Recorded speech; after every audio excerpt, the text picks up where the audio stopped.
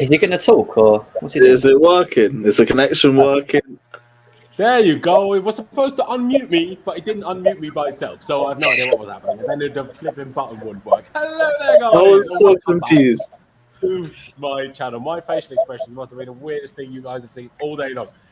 We are back for another stream. I was supposed to stream last Saturday. Then things came in the way and we couldn't. So here we are now, ahead of the World Cup quarterfinals, alongside some Chelsea news to talk about because Chelsea have actually returned to training, which 90% of you watching this will obviously know because you follow Chelsea and you know that we've been back in training. But there are a few things to talk about, a few bits of transfer news as well, and we will even throw a cheeky World Cup quiz in there. Jem, I feel like I'll start with you. I don't know if you've changed camera, but your camera looks very crisp today. Big fan.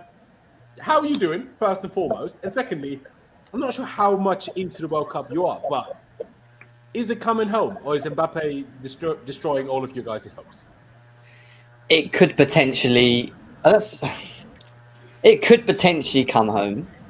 However, it's a big if, and obviously we're going to talk a bit more about it, obviously in terms of that. But yeah, it's. I'm looking forward to the game actually. To be honest, I don't really have much expectations with it all, but yeah, thanks for having me, mate. As always, it's good to be here again and that, and big up to everyone in the chat and the panel. It's been a while since I've actually done a stream, to be honest. So yeah, it's nice to be on.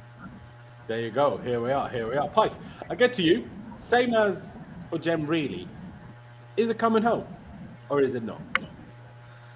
Well, I mean, I'm going to say no, it's not coming home, but I feel like England could do it, I mean, against France, but yeah, there's still so many good teams left in the tournament, especially Brazil. I think watching them, they've just been ridiculously good.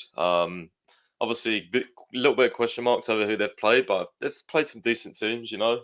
So, yeah, I'm not too sure. I'm looking forward to the game, but I just don't see how we stop Mbappe. But it's funny, actually, because all the talk has been about Mbappe, like, they don't have, you know, Ousmane Dembele, Griezmann, Giroud, you know, players like this as well in their attacking front line. So it may like backfire on us. We may like somehow pocket Mbappe, but then Giroud might score a brace or something. So yeah, but we'll see. We'll see. I'm not too confident.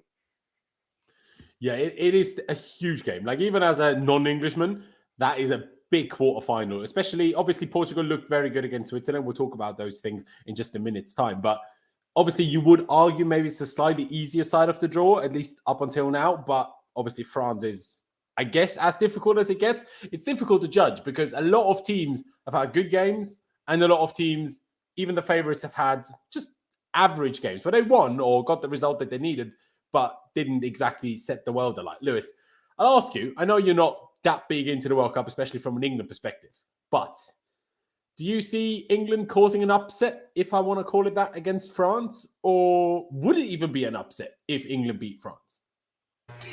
They're definitely capable of it. I'm not going to act like England's massive underdogs in this sort of game. If they set up correctly, they can definitely get a result against France. I just think the quality is too strong there. And I see England going out just because France is the better team. And I think even if we do try and sit deep, which I think is the best method to victory for England, I think they still have the players that are able to just constantly pressure England and force mistakes out of that team. And that defense is capable of making mistakes. So, yeah, I don't think it's coming home. England are definitely capable of beating France. And if they do, I think they could ride that momentum and maybe cause something. But nah, I think they go out in the quarters. But it's nothing bad on their front either, because we all could see what fixtures were potentially going to happen when the brackets came out and everything. And I thought they were getting knocked down the quarters anyway. I think a lot of people would have thought that. So it's nothing bad on England's end, but nah, they ain't coming home. Fair dues, fair dues. I mean, why don't we just get into the World Cup, Doug? Obviously, we've just had the round of 16 take place. A lot of exciting games, a couple of dull games, and a couple of shock results. Some shock in the kind of the scoreline, and some in terms of who actually won the game. Let's go back to, well, nearly a week ago at this point, Saturday, December 3rd. We start with our good old friend, Christian Pulisic, getting knocked out. Netherlands, USA. If any of you boys managed to catch the game, I'm not sure if all of you did, but the game went as expected. Were Netherlands any better than you expected? Because to me, I'll be honest, the way Netherlands played, I also think now they're more of a threat for Argentina, who obviously they will play in the quarterfinals tomorrow, than I initially thought they were. Or did you just think USA had a bit of a stinker? I'll start with you, Lewis. Can the USA be happy with where they got to? Round of 16, obviously made it out of the group, but then obviously got beat by simply a better team, weren't they? Yeah, there's another one where it's like the US went as far as they physically could. Netherlands are better than them. They were better than them in certain phases of the game, and it was just nice to see Pulisic have a good World Cup, in all honesty. But yeah, no, the US can't be annoyed at that sort of performance. Like, Netherlands are better than them. They did a lot better in the group stage, and I think some people expected from them. But yeah, good World Cup from them. Good. Fair dues. Jem, I'm not sure if you managed to catch the game, but I'm sure you've seen plenty about it since then. What do you make of that game? Do you think Netherlands could be... I'm not sure if dark horse is the right word for them, because obviously they're a huge footballing nation, but could they be in with a kind of hidden shout to even win the thing? Because if they beat Argentina tomorrow... Yeah, I think the Netherlands are set up quite nicely. I think Frankie de Jong's having a great World Cup, by the way. I think he's been very important into how Holland have been playing from what I have seen. I did watch the USA game. I just felt that the USA, when you've seen them do quite well, it's normally when the game's been a bit open and they've been able to like attack the spaces with their with their speed, with the players that are athletic, and we saw it against England in many ways. But in this game, the Netherlands just set up so well. And the one thing I will say about them, they do have a very strong defence. Their defence at the moment is a nice setup. And on top of that, they have Gakpo, who seems to be scoring goals, even though he's not. I don't think Gakpo's they're not creating tons for him, but he's the type of player where if you play low block and you want to play counter, he's the type of player you want just leading the line with his speed, with his aggression, with his height. He's quite strong as well. And obviously Depay coming in as well, starting against the USA. I thought he didn't have too much of a bad game as well. And obviously Dumfries, who I thought didn't do too bad. One player that was linked with Chelsea. I know some Chelsea fans are like, no, he's not the Chelsea level, this, that, and the other. But I keep stressing, I do look at him and think, well, if we're going to stick to playing with the three at the back system, maybe he's one of the best, best equipped to play in that wing back position in what I've seen. And he does bring a lot of ability from what I saw in that game as well. Yeah, see, I don't actually disagree with you. If we were to stick to the back three, which I personally hope we don't, but if we were to do that, then yeah, I think Dumfries is an absolute fair shout because, Gakpo has had now this good World Cup. I haven't seen that much of him until now. I will be perfectly honest with you. But this is now the second tournament in 2 years where Dumfries has had an absolute blinder. So, people say he's not good enough, he's not this, he's not that. He's played 2 tournaments and on 2 occasions with the Netherlands' best player. Says something. I'm not saying he's the best right wing back in the world, but at least he's turned up on 2 big occasions in back-to-back years. How many other players can you say that they turned up? I think he's just another one that can be good in tournaments. Go on, sorry. I think he's just another one that can only really be good in international tournaments because I had the same idea. Then I went onto the Inter Milan subreddit because I wanted to read their thoughts on him. They hate him. They call him brick freeze. They say he's terrible offensively. They said he's suspect, inconsistent as fuck. If they could get 30 million, they'd run off, they'd pay his flight, all sorts of shit. I don't know, man. I ain't too sold. And also, I think Matt Law also said that Potter wants to go to a back 4 anyway, so we don't even need him in the first place. Okay. But we still need a right backup, but in a back 4, it might not be Dumfries that should be doing it. Pice, yeah, let me get to you. There you go. No, I was just going to say, I ain't sold from what I've read. I ain't sold. Okay, I hear that. Fair enough. Pice, 2 questions. Number 1, how good are the Netherlands if they can put Matthijs de Ligt on the bench?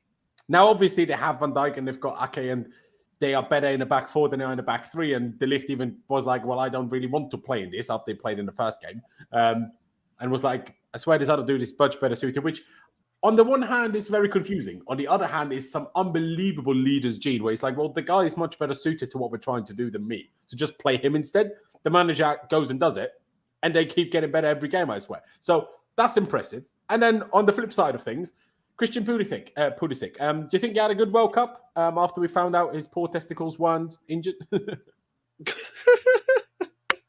Yeah, I think on Pulisic, he did have a very good World Cup. I think with those games he had, he did very well. I think he got was it, I think 3 or 4 goal contributions. Yeah. Yeah, he was good. He looked positive. He looked like the player we haven't really seen for Chelsea. And I just think the problem is with him is like at Chelsea, everyone's inconsistent, especially attackers. But like he just tried so hard, man, for America. Like I could just see a massive difference between when he plays for them and when he plays for Chelsea. So again, that's and been like this with a few players. Like I'm slightly disappointed that they don't really show the same energy in a Chelsea shirt, but is what it is. Netherlands have been very good, very solid, hard to break down, but they've also got those attacking threats up front. I do think they'll go out eventually. Who are they playing next? Argentina. Argentina. Well, I mean, they could pull that off, but I do think Argentina will win. I think it'll be a close game though because how solid Netherlands have been defensively. Their goalie as well. I think Nopper has been very, very good, and he's hardly ever played I think a professional game for Netherlands, or maybe even let alone. I think there was some story around him. So I think the guy he's been made his very good. debut in the first game. Yeah. Yes, he's been very good. And yeah, on Dumfries, I mean, Dumfries has always been a weird one for me. I do agree with Lewis. I think all the reaction from Inter Milan fans and not even just them. I think it was like a few rival fans. They had this like last time. It was like, well, what club is going to get scammed over Dumfries this time performing in a good tournament, and then he doesn't perform for club. But the thing is with me for Dumfries is like I don't think he's good enough to start. I think he's too good enough to. I think he's too good to like be like a backup, and also he's too expensive, man. People aren't taking in the price tag in at Milan one. They want 30+ million. We don't have to do that. We can go for a cheaper alternative. I know Chelsea are looking at the Lyon right back who's 19. I think his name's Malo Gusto.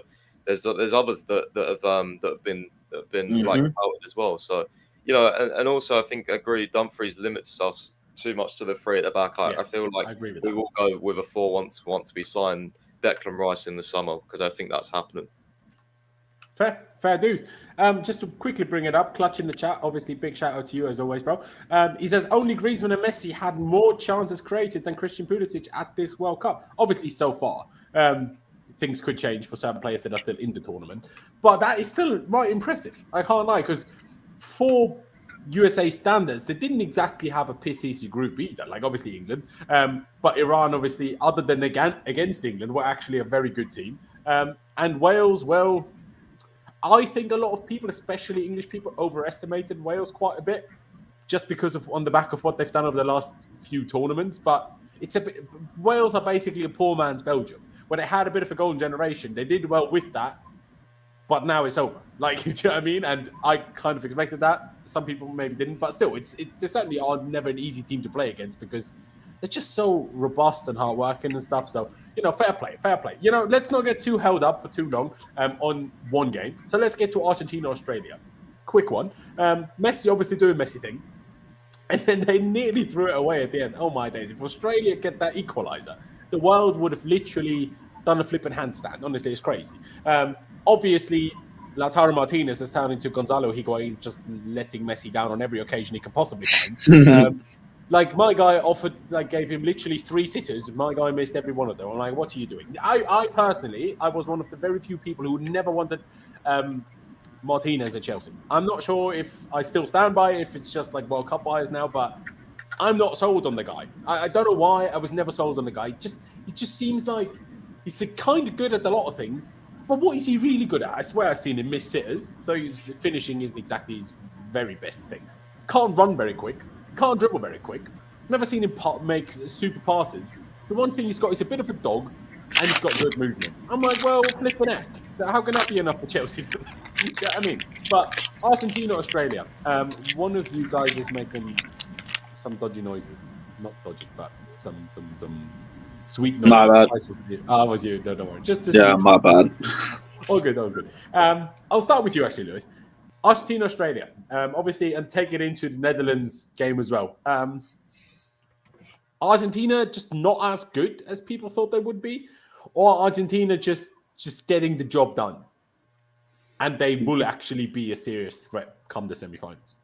Bit of both. Like they have good defensive solidity about them, but they don't really wow you. It just feels like they're relying on Messi moments of magic. Australia, like, to be honest, there was that brilliant chance the second half that play went through like 2 or 3.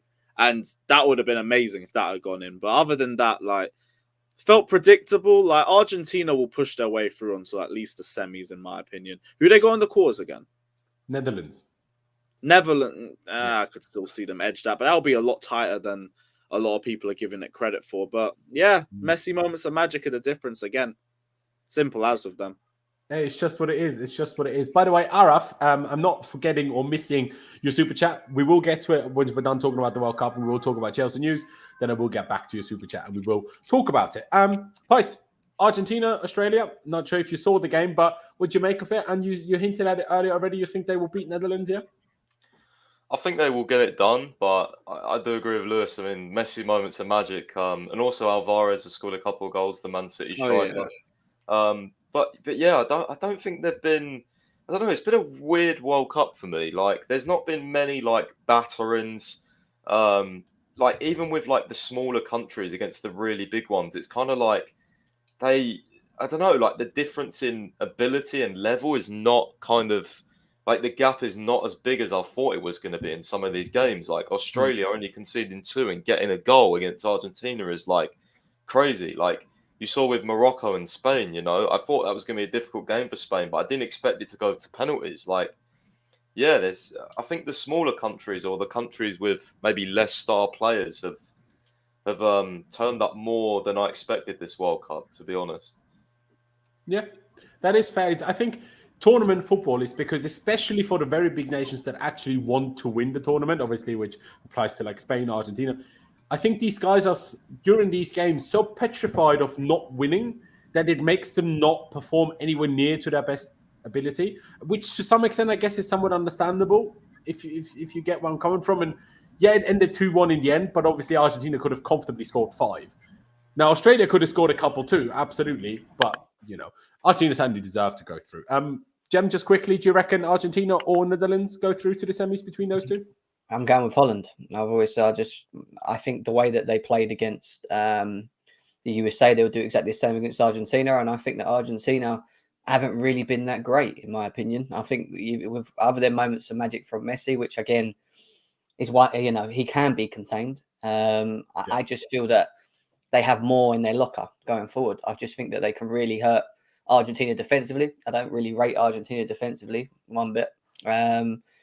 I don't know. I think it'll be a tight game. I don't think it'll be one of the ones where I think it could be a 0-0 all the way to like 60, 70 minutes, and then they get the goal a bit later on. But it's going to be important for them to make sure they stay in the game, and I think that's something that I think Van Gaal will do anyway, setting them up. But the one Argentina player that's very sort of impressed me much is Enzo Fernandez, and slowly I'm becoming quite a big fan of him. Watching him, I just think he has the abilities that maybe a Chelsea, for example, I would like to see us go for, even though I know the price tag is ridiculous. People and that's why against Australia, wasn't he playing as the 6 as well? So like the deepest of the midfielders. He played deep. He played a deeper role, didn't he? Yeah, he played the deeper role. He was the deepest man in the midfield, which is a bit weird because in the game before he was in the 8 role, playing further up the pitch, which is where he got his goal. So it goes to show that he's versatile. Physically, when you look at him, how tall he is, he gets stuck in. He just impresses me, and there's something about him. There's really something about it. I just really think that he's going to get a move to a big club next, and whether it's Chelsea or not, if it's City or whatever, I think he's really going to be a top player from what I've seen. Enzo Fernandez. I do agree. I think it's a good shout. Absolutely. Yeah, I think Argentina have this thing where the better their opponent, I think the better Argentina will get, because Argentina, obviously they have good players, but what they can do is like, they can get stuck into things, like they have this, I don't know, somewhat South American kind of dog aggression type thing in them. But I feel like they can't really get into that when they play a team who they're the massive favorites against, which is why I'm not quite in agreement with Jem that Netherlands will actually do it, but I think there's a chance we're talking extra time penalties here. Do you not think Netherlands will set up specifically like a weaker team, which is just exactly that. No, I completely agree with you. That's what I'm saying. I think extra time penalties, it could be either of them. I'm not comfortable enough to predict either, if I'm being perfectly honest, because of exactly what you just said. Netherlands will sit back, will defend deep, and they will defend well, because it's one thing, I don't know, Poland defending deep and defending well when they have got Kamil Glik, who hasn't been a good footballer in about 10 years anymore, compared to when you've got Van Dijk and Ake and Frankie de Jong and those types of players defending. Like, when you have good players playing defensively is a much better weapon than worse players playing defensively. Do you know what I mean? Because worse players will make mistakes no matter how defensive they play. So that's what I think could be Argentina's kind of like problem. But if Argentina get a somewhat early goal and Netherlands open up, then I think Netherlands could be kind of spanked because Netherlands haven't tried chasing yet. They haven't had to. So I don't know yet how they're going to deal with that, I suppose. Let's get to the next one. Big one. France against England. Let's just quickly get over their round of 16 games. England against Senegal. Mendy really not helping his stock prices, is he? Because what is he doing? Like, honestly, a lot of you guys even thought he could do better on the third goal. I personally thought that's where you were a bit harsh, but I thought he could have done a bit better for the second goal where you thought he maybe couldn't have. So, swings and roundabouts, but certainly could have done better on the first one. I think we all agree on that. Koulibaly didn't look amazing, but I just feel like Senegal were just a little bit hardly done by. I think a lot of people gave them a little bit too much hope against England, if I'm being perfectly honest, because they missed Idrissa Gueye midfield. They missed, what was his name? Kouyaté midfield. And obviously they had Mane out injured. If they had all of those players available, they might have been a threat to England. But the way it was, in my opinion, it was never realistic that England were going to be stumbled here by Senegal. In the end, it was comfortable. Jem, were you happy with the performance by England? Was it better than you expected? I thought the first 20 minutes or so, I thought we were very slow. We gave them opportunities, a bit wasteful at the back, gave the ball away. Can I jump in there? Do you think that's them being slow and bad at the start of the game, or do you think that's them starting the game, making sure, okay, we don't concede, let's not overexpand? Like, no, it wasn't.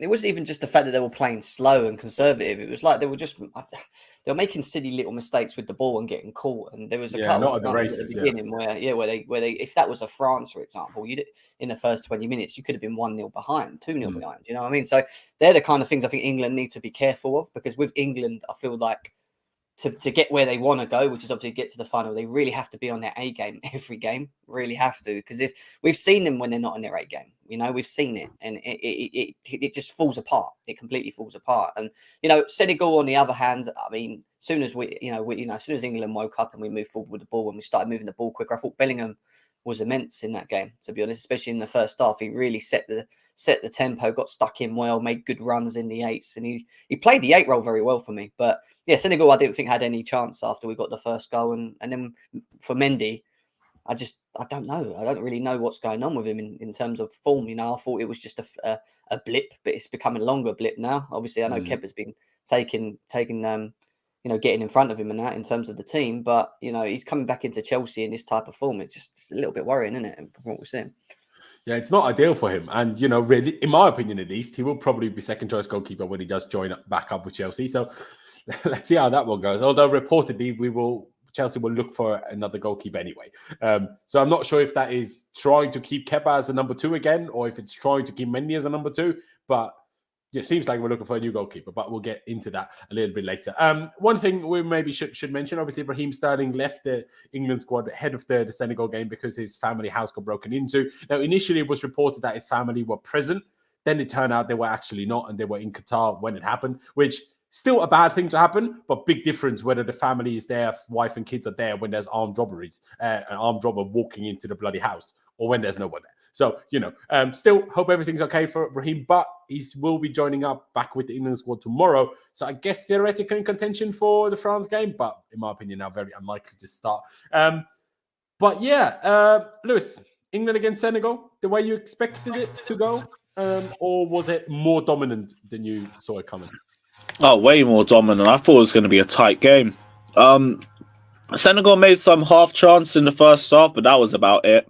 And as soon as the first goal came in, the whole dimension of the game just turned on its head. Good performances all round, like Kane, Saka, Bellingham. Defensively, they looked a lot more solid in the second half. I didn't think Koulibaly was as bad as people made him out to be. I thought he was the only one keeping that defense solid. Mendy, there's no saving him. It is what it is. We know Chelsea want to get rid of him. Fine, whatever. We move. That you can hold that for not accepting 100k is what it is. But yeah, Mendy, he didn't cover himself in glory. But I thought Koulibaly had a great tournament. And I haven't dropped my thoughts on Koulibaly all season. I think he's a solid centre-back. who did well in the World Cup because it's a lot slower tempo. And once he adjusts to the tempo of the Premier League, I think you're going to see the quality centre-back that everyone saw in Italy. But he needs time. People are just focusing too much on his age. Give him a season, he's going to be a solid centre-back for us. Hopefully, mate. Hopefully. The only thing that I would need from him a little bit more, considering his age, is I think I would need him to be a bit more vocal, and he's not even particularly vocal for Senegal, which is obviously, well, they all speak the same language, obviously, and it's his home country. He knows, well, half the team for God knows how long. So if he is not really a vocal leader for them, he's never going to be a vocal leader for us, which is a bit of an issue. But I guess other people can step in as long as someone does step in. We have to see if he can grow into it, which I know, like, it has to be soon, but give him time. I don't know if he even knows English. Maybe he needs to learn the language or something. I don't know. But see how he's like when he's a bit more comfortable and see if he can express that a bit more on the pitch. Yeah, I hear that. Pice, I'll ask you, England, better than you expected against Senegal? I swear when we were talking before, you could work it. Well, most of us were, to be honest, expecting a bit of a tighter result, but more so because they didn't expect Senegal to be so stupid. Like, sorry, their tactics were dumb. Like, sorry, you're playing England. Can you stop trying to be the better team here? Like, I know you want AFCON, but you have to be realistic with yourself. And, like, if they just defended properly and, like, you know, did what, I don't know, Australia did against Argentina or USA did against Netherlands. I guess it was more the Netherlands doing it against the US. Then at least they wouldn't have lost by 3, I don't think. But they probably would have lost regardless, right, Pice?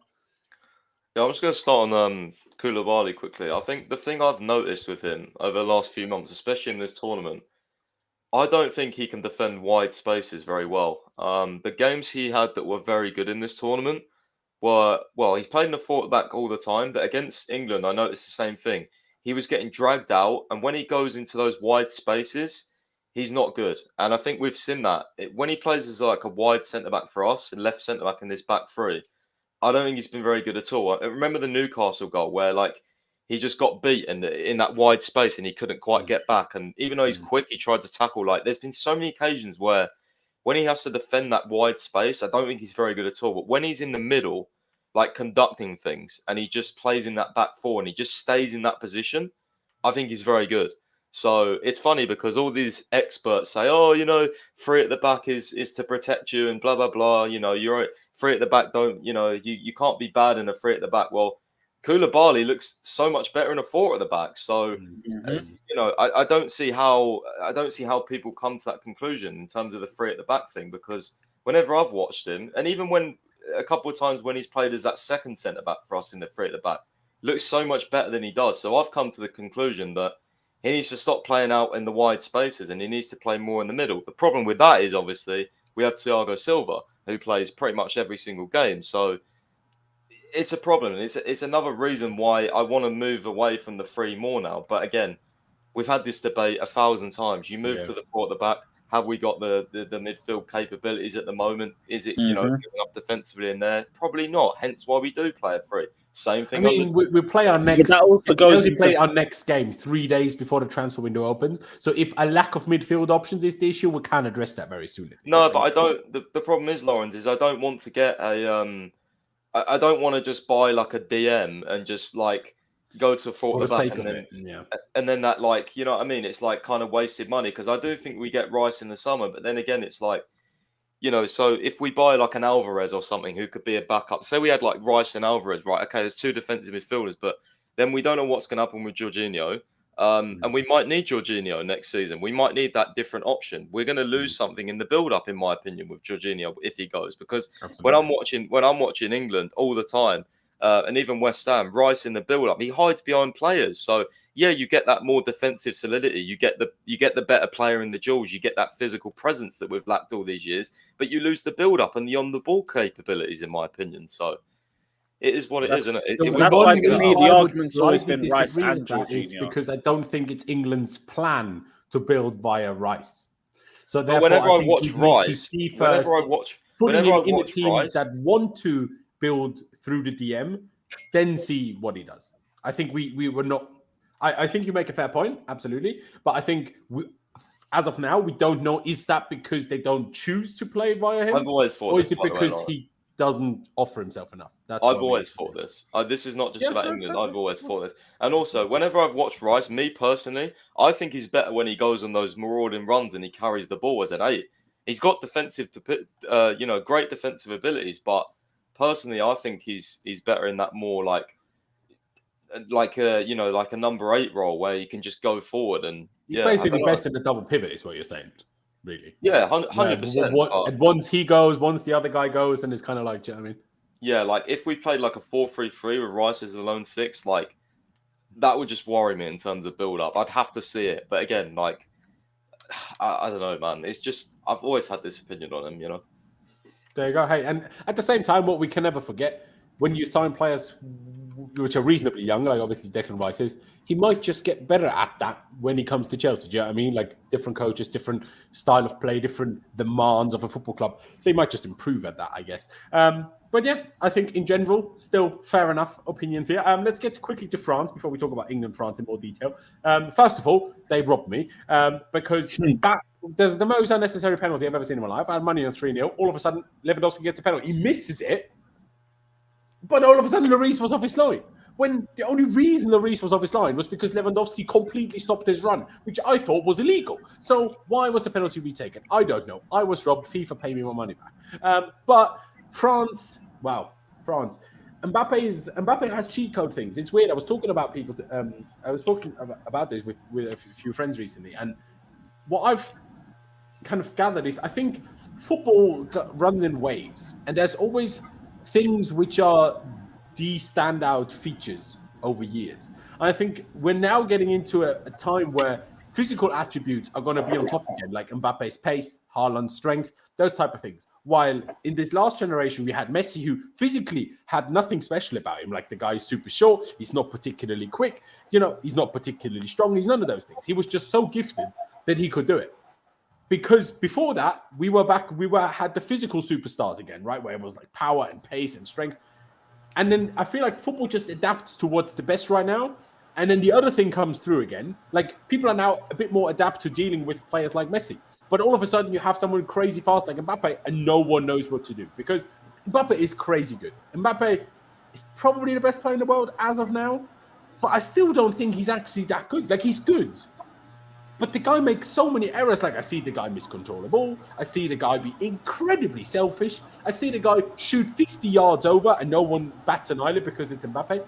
And then at the very same time, my guy can put in top bins from anywhere, and he just runs past everyone. So I'm still caught in so many different minds about Mbappe, and some people probably call me ridiculous for saying these things about Mbappe. But when I watch Mbappe play, he just doesn't do things right all the time. He's just so physically better than everyone that it doesn't matter, and he just will still get 2, 3, 4 moments and still score himself a hat-trick every game, even if he doesn't play well all the time. It's a weird one to me. So I'll start with you, Jim. Thoughts on Mbappe in general? Do you see what I mean when I say that? And then talking about France versus England, how do you see it going? What's your score prediction? What do you think happens? When you look at all the best players in the world, they all have the ability of where they're not playing too well, being able to just have 1 or 2 or 3 moments in a game and changing the game or flipping the game. That's true, but I never see Mbappe having perfect games. I've never seen Mbappe have a perfect game where he doesn't make small mistakes. I've never seen him, but I don't watch him all the time. Yeah, not do I. And it's hard. He is young still, Laurenz, though. He's really young. Also true, of course.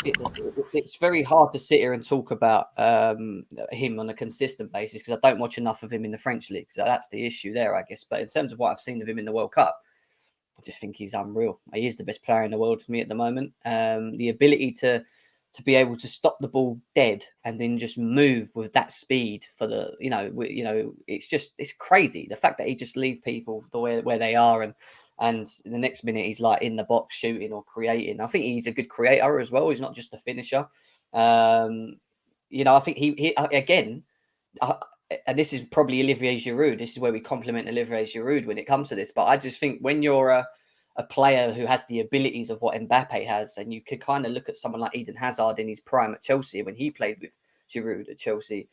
They seem to always play better with strikers that will hold the ball up, do a lot of the nitty gritty, allow them to run off and use their abilities to sort of take players on them and whatever else. And I just think he's quality. When it comes to this game, they were always going to beat Poland for me. I thought Poland had some good chances in the game, though. Not going to lie, especially in the first half, they were giving it to them. And I see England being able to give France problems. I really do. I think we will create chances against them. Again, it's just whether we'll take the chances. But when I look at the overall France squad, if you can contain Kylian Mbappe, and that's going to be hard in itself because he is the best player in the world at the moment. I look at their midfield. I don't think their midfield is good. I genuinely don't think it's understandably so, considering they have half the midfield injured. To be fair to them. Yeah, I don't rate Rabiot, even though I think he's actually not playing too bad in this World Cup. He's had a good World Cup, yeah. Sure, many I do rate, but again, I don't think he's enough in there. And then you look at what we currently possess with Bellingham, Henderson, and Rice. Even though I don't rate Henderson, again, he didn't have a bad game against Senegal.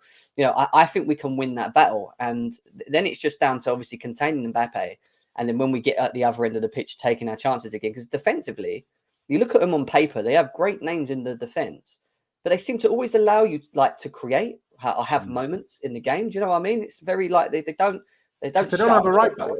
They just don't have a right back playing there, isn't he? And Dembele, I love Dembele. I think he's a great player. I wanted him at Chelsea. I think both feet and whatever else. But again, I feel Luke Shaw with someone else could maybe deal with that. So for me, England will get their chances to try and beat this French team, and they are beatable. This is not a not beatable French team, especially when they've got so many players missing at the moment that are important players for me as well. We'll see. It'll be interesting. It's weird because France's strength and weakness are basically the same thing at the same time, because you've got unbelievable players, but your wingers are Mbappe and Dembele. Neither of those guys will ever track back. So of course you're going to be more susceptible defensively because you're never going to have the defensive backup as the fullback. And obviously look at Theo Hernandez on the left side. He's an unbelievable left back, but unbelievable attacking left back. And on the right side, they don't really have anybody anyway who's any good. They're not awful, obviously, in the grand scheme of things, but in comparison to the rest of the France squad, they're not very good. So, and then if you don't have help from other players, it's crazy. One other question that I have, and I'll take it to you, Pies. Also, if you want to touch on the Poland game as well, but more so France, England. What I'm very intrigued about is whether France will stick to their same shape. Because what they've played so far in the World Cup is kind of a 4-3-3 with Antoine Griezmann as a number 8, which is, number one, a bit crazy. Number two, worked phenomenally well. And he's been a bit of a superstar, I can't lie. But will they do that against England? That's going to be very interesting because, I don't know really, because you're putting basically a forward into midfield to create, but against a really good team, is that going to work? I don't know. Pies, number one, would you expect? Do you think they will do that? Do you think they will shift formation or just put different players in there? And what do you reckon the result's going to be, mate? I think they will stick to their shape. I think the thing about France is they've kind of got that sort of ego, like, we're the team, we're the world champions, like we're not changing for England type of thing. Whereas with England, I feel like, I spoke about this the other day to a couple of people. I feel like we'll probably go back to a 3 at the back now, try and contain Mbappe more that way. Because I think if you play a 4 at the back like we have been doing, Shaw and Walker going up, the one thing I've seen about France, and actually the same with England really, both been really, really good on the transitions, and you do not want to get caught on the transition against France. Dembele is one of the quickest wingers in the world, so is Mbappe. So I think we probably do go with a 3 at the back. And I don't know about score prediction, but it's going to be a difficult game. And on Griezmann, I'm not surprised he's playing really well, to be honest with you, because the thing is with Griezmann is he's always been really good creatively. He's always been a fantastic passer, but when he plays up front, he doesn't quite have the sort of, I don't know, the pace, the sort of flair. He's got the movement, but I'm just not surprised he's playing well in midfield. I think it suits him a little bit more, especially how now he's getting older. He's almost doing a Rooney, like a less good version of Rooney. He was this great forward, then all of a sudden he becomes less good as a forward, they turn him into midfield, then all of a sudden he's good again. Yeah, I mean, to be honest with you, Griezmann, like club level and stuff, it's hard to judge because of Atletico Madrid and how they play anyway, but he's not been good for a while. Like, he's not been top level for a while. So to see him play like this is kind of refreshing because I've always been quite a big fan of him. Griezmann, Dybala was another one that kind of fell off. Always been a big fan of him. So, I like these type of players doing well, but hopefully he does a bad game on Saturday. The guy has 3 children, all born on the same day of different years. The fact that you can time that in itself is impressive enough that I'm a fan of him. How can you even pull that off? Lewis, France, England. How do you see that one going? I'm not going to ask you for a score prediction, but I'm asking you for a winner. I'm gonna say France win it still because I think the quality's better and they'll be able to expose some of the issues in the defense. Which I mean, England are still a good team, but there is still holes in that team. France can be beaten, but I think they would have to play a lot worse than their own level to be able to do that. I think France will sneak through in this one. England will go down swinging though, but I still think France win. I'd probably reckon so as well. I like both teams are, if anything, at tournaments known to be a bit pragmatic, but I still feel like it might end like 3-2 in extra time or something. Because I don't know, I just feel like one will get an early goal and then both would just start going for it. And then Mbappe will score a goal because, well, he's Mbappe. And then all of a sudden, France defense will look awful and England will score a goal. And it's going to be back and forth, back and forth. Be great for a neutral, awful for English fans, I understand. But, you know, we'll have to see how that one goes. And then, well, I was initially going to say the worst penalty shootout performance I've ever seen of anybody. But France then rivaled it a day later. So, but at the time when Spain, not France, Spain, when they played Morocco. But at the time when they hadn't played, the Japan penalty shootout performance against Croatia was one of the worst things I've ever seen in my whole life. Like, what is that? What is the whole point of you beating Germany, beating Spain, somehow making it through the flipping group stage, just top of the group, for you to play Croatia, do basically fuck all game, as did Croatia for the most part, but basically do fuck all game. Obviously, it was 1-1 after 90 and then 120, wasn't it? And then you just ruin it with awful penalties like that. Like, Lewis, I'm not sure if you saw the game, but that was just dreadful. Like, what was I witnessing?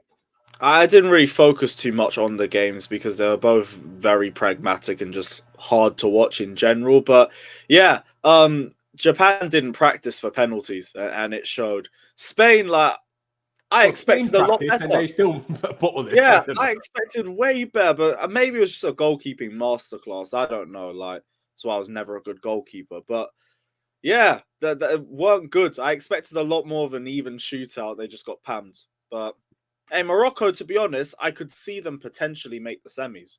Potentially. Hey, because Morocco they have a very good one, defensive setup. Morocco is a spice one. We'll get to those guys. You know, Lewis, I'll stick with you quickly. Brazil, South Korea. Well, what did you make of that one? Was it Brazil being like classic Brazil? Or was it South Korea being absolutely dreadful? It was only for one half. The second half was kind of dead, and you know, neither did anything other than South Korea scored their decent goal. But was it Brazil being absolute superstars in that first half, or will that not happen against a team that defends better? A bit of both, really. South Korea gave them way too much respect, but Brazil were just tearing them apart. Nearly every single attack, they were making a big chance or it was going in. Yeah, Brazil were just better, and I didn't expect them to spank them that hard in one half. I understand them kind of slowing the brakes a little bit in the second half too. You got to conserve energy in these tournaments. But they even brought their third goalie on. Even he got some minutes, but that says a lot about South Korea. They just gave up, completely gave up after a certain point. But Brazil were my favourites to win the tournament. Not surprised by the result. And yeah, who are they playing next? Is it Japan? Croatia. It's always like the two teams that are in one little thing here. Okay, cool. Yeah, that one will be a bit tighter. Croatia have a much better defense, but Brazil is still winning. Is what it is. I do agree. Just quickly, Josko Gvardiol, I want to touch on him. Can you stop playing so well, please? Because now the whole world wants you, and I'd kind of like to get him myself because, wow, is he good? Fuck me. The guy's ridiculous. On the ball, pace, strength, power, maybe a tad too aggressive, maybe. But to me, that's being young. A lot of people say, oh, we can't have Fofana and Guardiola in the same team. No, you can. You just need to give them both a year or two until they both calm down a little bit. Plus, well, when they play together, I would hope that whoever the manager is tells them, well, one of you has to be less aggressive. Do you know what I mean? Like, surely you could just instruct them to do that, right? But Guardiola, superstar. Pice, what do you reckon? Japan, Brazil games, and then who do you reckon will win that quarterfinal? I didn't really watch much of the Japan game, but yeah, they were. You didn't they were miss much. I can't lie. You know, they were not good on penalties. I think I actually fell asleep during that day, and I woke up. I think on the 140th minute of extra time, I was like, "Lovely penalty shootout to watch," because I love penalty shootouts when it's not Chelsea involved. A Brazil game, well, I mean, Brazil were just insane. They're vibing. I'm loving the dancing when they score. they've just got so much quality going forward, man. You know, they've just got names everywhere. The fact they've got Vinny and Neymar on the same like attack, and then they have like Rafinha, but also Richarlison, man, underrated. Like, I didn't really want him at Chelsea in the summer, but boy, he's kind of good, you know, for Brazil. So yeah, The he's only thing I benching. don't understand is why they haven't. I mean, Gabriel Jesus got injured and misses the rest of the tournament now. But initially, I don't understand why Rafinha is starting. I mean, the guy's been dreadful for Brazil. I mean, the guy runs around and does fuck all every time, I swear. He was great in the He's been South dreadful Korea for game. Barcelona all year as well. But obviously, Anthony, I'm not sure. But just put Gabriel Jesus there, surely. Now he's injured, they can't. But initially, I don't understand that. Sorry, you were saying?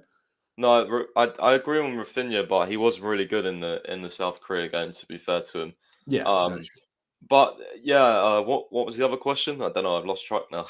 Just whether Brazil beat Croatia or whether you think Croatia could cause an upset. I mean, I've learned to never really doubt Croatia. Unlike Denmark, you know, Croatia have been solid over multiple tournaments now. They've got a very good team, and But they're they, another Belgium, aren't they? Like they're just a tad old now. yeah, like I feel like if Croatia win, it's on penalties. You know, they could kind of grind out, just be amazing defensively, frustrate the hell out of Brazil.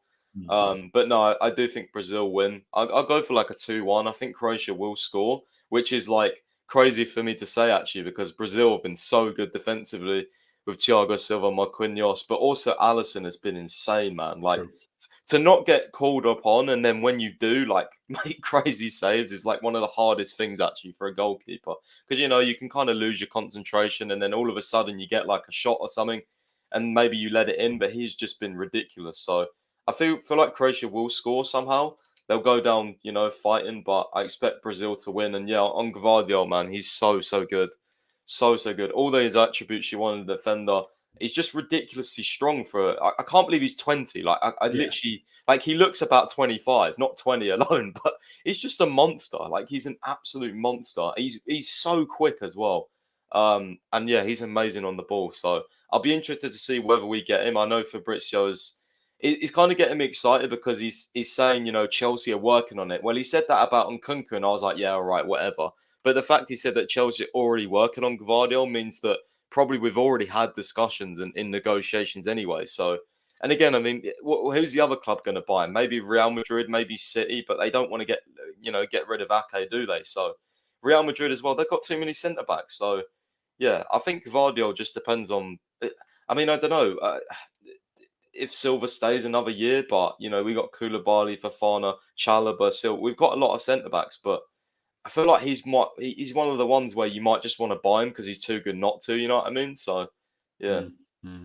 I mean, hey, Nomadic. Before I ask Jem about this this quarterfinal, he does ask a fair question. I remember in the summer I was also like, "Are we sure we need Gvardiol when we've got Colwill there?"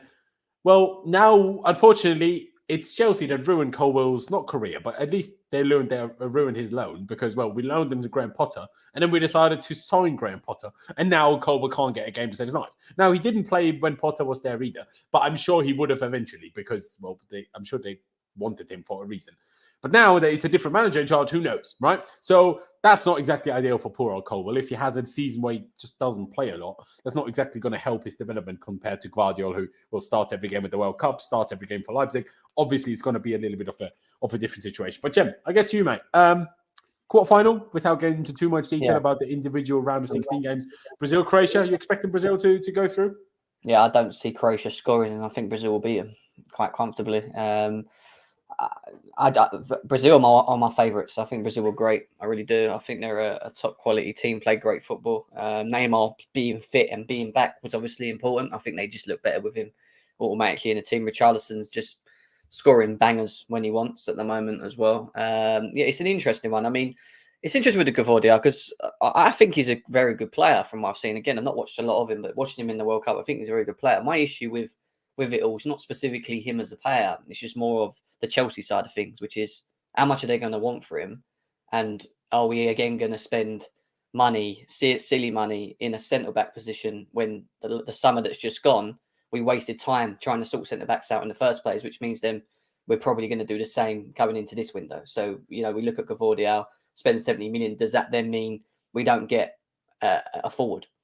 like Leao? Does that mean that we don't then get? Do you know what I mean? Like for me, it's priorities is what I'm hear saying. that. Like It won't mean that at all, Jem. We'll spend well, upwards of 200. I just don't expect Chelsea to be spending 300 million every season. That's my Well, problem. no, but I think So, I think we'll have another big summer, and then after that we'll probably, because the thing is you've got to remember is like eventually obviously they want to obviously spend less and in have that like footballing structure that we have, so we identify the young talents. We don't have to spend like the thing is with Chelsea is like players like Gvardiol, Caicedo from Brighton. We want to be scouting these players and buying these players. So then we're the ones that have, not necessarily sell them, but we're the ones that we want those players in demand. You know what I mean?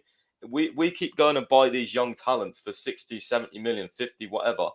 We want to be that club. You know what I mean? We don't want to have to go out and buy in that market. We want to be the ones that have these players that other clubs want for 60, yeah, I get 70, that. But 80 million. You know? I get that. But it's and I a agree risky with you. business though, because Yeah.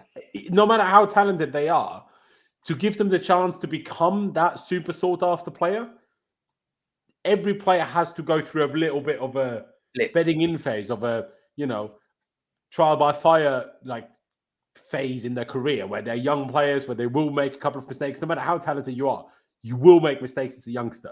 So if we are there to buy them too early, I'm not sure if I want that, because that will limit us, in my opinion, in our success, because you can't have too many of those at the same time. But also, I don't want us to be a feeder club for others. I don't mind, like, if we have the money, buy those players. I don't mind. Just don't buy them at 26, but buy them at 23. Sorry, Jim, you were saying. I just don't want it to limit the progression of what we're trying to do moving forward. Even though I feel we're going to try and do things a little bit quick, not just on the pitch, but off the pitch, and who we bring in and whatever. That's fine, but I don't. It's nothing against Gvardiol. I think he's a very good player. I really do. But then it's just, does that then, like I said, priorities wise, does that eliminate and remove the idea of bringing in forwards? Because our forwards, for example, our forwards, for example, ain't really of any real value, are they? Let's really be serious. If we sold Ziyech, Pulisic, maybe Havertz, how much are we getting for them? They're not bringing value to the club. So if we sell them, are we able to use that money? Jim, I wouldn't say that yet. I mean, especially in January, if we sell one, at least one, I think that this is a good time to sell a Ziyech right now. Stocks are high. Stocks are higher than they've ever been. What do you think we're going to get for Ziyech? We were talking about 18, 19 mil. You're telling me you're going to get another 5 mil now because he's... Yeah, but that's just because AC Milan are stingy and they can't really afford too much. Like, if some other clubs come in for him, we could offer more. Like, it depends who comes in for him. The bet, like, this is a great opportunity. I'm interested to see what happens because, like, even with Pulisic, if there's a club coming in, as much as I like Pulisic, they offer 40 million. I'm taking that and running. You know what I mean? Like, we can't afford to be picky here. We've got to sell players as well. If we want to spend a lot of money, we need to obviously, and Boehly knows this. There'll be some sales in the next few months where you may even disagree with it, but it's needed for the books because you can't just spend 500 million in 2 windows. It's not possible, So that's my point. You're selling. We can still get 50 for Havertz. Well, no, you still get around 50 for him. You're still trying to sell players for profit. We, in theory, don't really have much profit on them at the moment, or clubs maybe that will want to spend. I get the whole thing, we want 40, 50 mil. But if a club comes in and goes, well, actually, we don't want to spend more than 30 mil on this player, we're stuck with that player again. Same as what we had in the prime. I think depends on the player. No, I disagree. I think that's where it's different to it's happened. Like it's already happened. We've had players in the past summer window that we tried to flush out that are still at this club because no one will take them. But you mentioned how on the basis of wages. Wait. Havertz we can get rid of. You mentioned Kepa, we couldn't get rid of Kepa. I know how many people have been asking for Kepa. Because we put 150k a week on his head. That was just stupid on our front. That's my point. Havertz is different. We can get rid of him on that. Ziyech we can. But Havertz might be the exception. Havertz and Pulisic might be the exception. Everybody else, bit different. Oh yeah, a bit difficult. Sorry, no, let Pice, you were trying to say something. Sorry. Well, I'm just gonna say, like, I think this is very different to when we had Marina. I think Todd Boehly has shown he's been very ruthless in the market, and I don't expect this sort of, obviously there's going to be collaboration with the new structure and stuff, but I don't expect, like you said there, Jem, if we wanted 40, 50 million for Pulisic and 32 million plus add-ons come in, unlike Marina where she would have gone, no, it's my price or no price. I feel like we get that done because it's in our best interest moving forward. that's why I think it's a bit different now with this. Yeah, no, I agree with that. But at the same time, like you also said yourself, if we need to sell those players to create funds to buy other players, then there has to be a limit. Like you can't. I don't think okay, it's no. I don't think it's creating funds. I think it's helping us. Like, say we spend 200 million. Okay, well, if we can get 60 million back, even 60 million back, like that helps the books. We don't need the funds. Like, we've got rich owners. Just yesterday, Clear Lake put $700 million into bloody Fanatics. Like, we've got funds. So it's not creating funds, it's helping the funds we spend, in my opinion. Like, helping the books. That's what we need to do. No. I agree, and I get what you're saying. But if we need so and so much for the books to even the books, then you need a certain amount, right? Obviously, if 60 million is 60 million, then we can get 60 million. But what if we need 80? And then we need 80, but we can only get 60 because no one's offering more than in combination 60. That's where it might become an issue. But I agree. Like I personally don't think we have to worry too much about financial fair play for the time being. Even continuing to spend relatively big because we've spent so little in the grand scheme of things over so many years now. Plus, obviously, us giving out such big contracts, long contracts, where obviously you spread out the spend over their contract length, which if you sign someone for 100 million and you split it via 6 or 7, then it becomes a lot less than if you split it via 3 or 4. Yeah, it's much more detailed than just like, oh yeah, ban Chelsea because they've spent 500 million in 2 windows. Like, I think it's how you do it a lot, isn't it? Also, which I don't, to be honest, I don't quite understand it all, but I do sort of hear that what you're saying. It's all to do with a lot of the finer details and how you sign them, I guess. No, exactly that. All right, we did have a little bit of a detour to the Chelsea boys, but let's just finish it off the World Cup talk.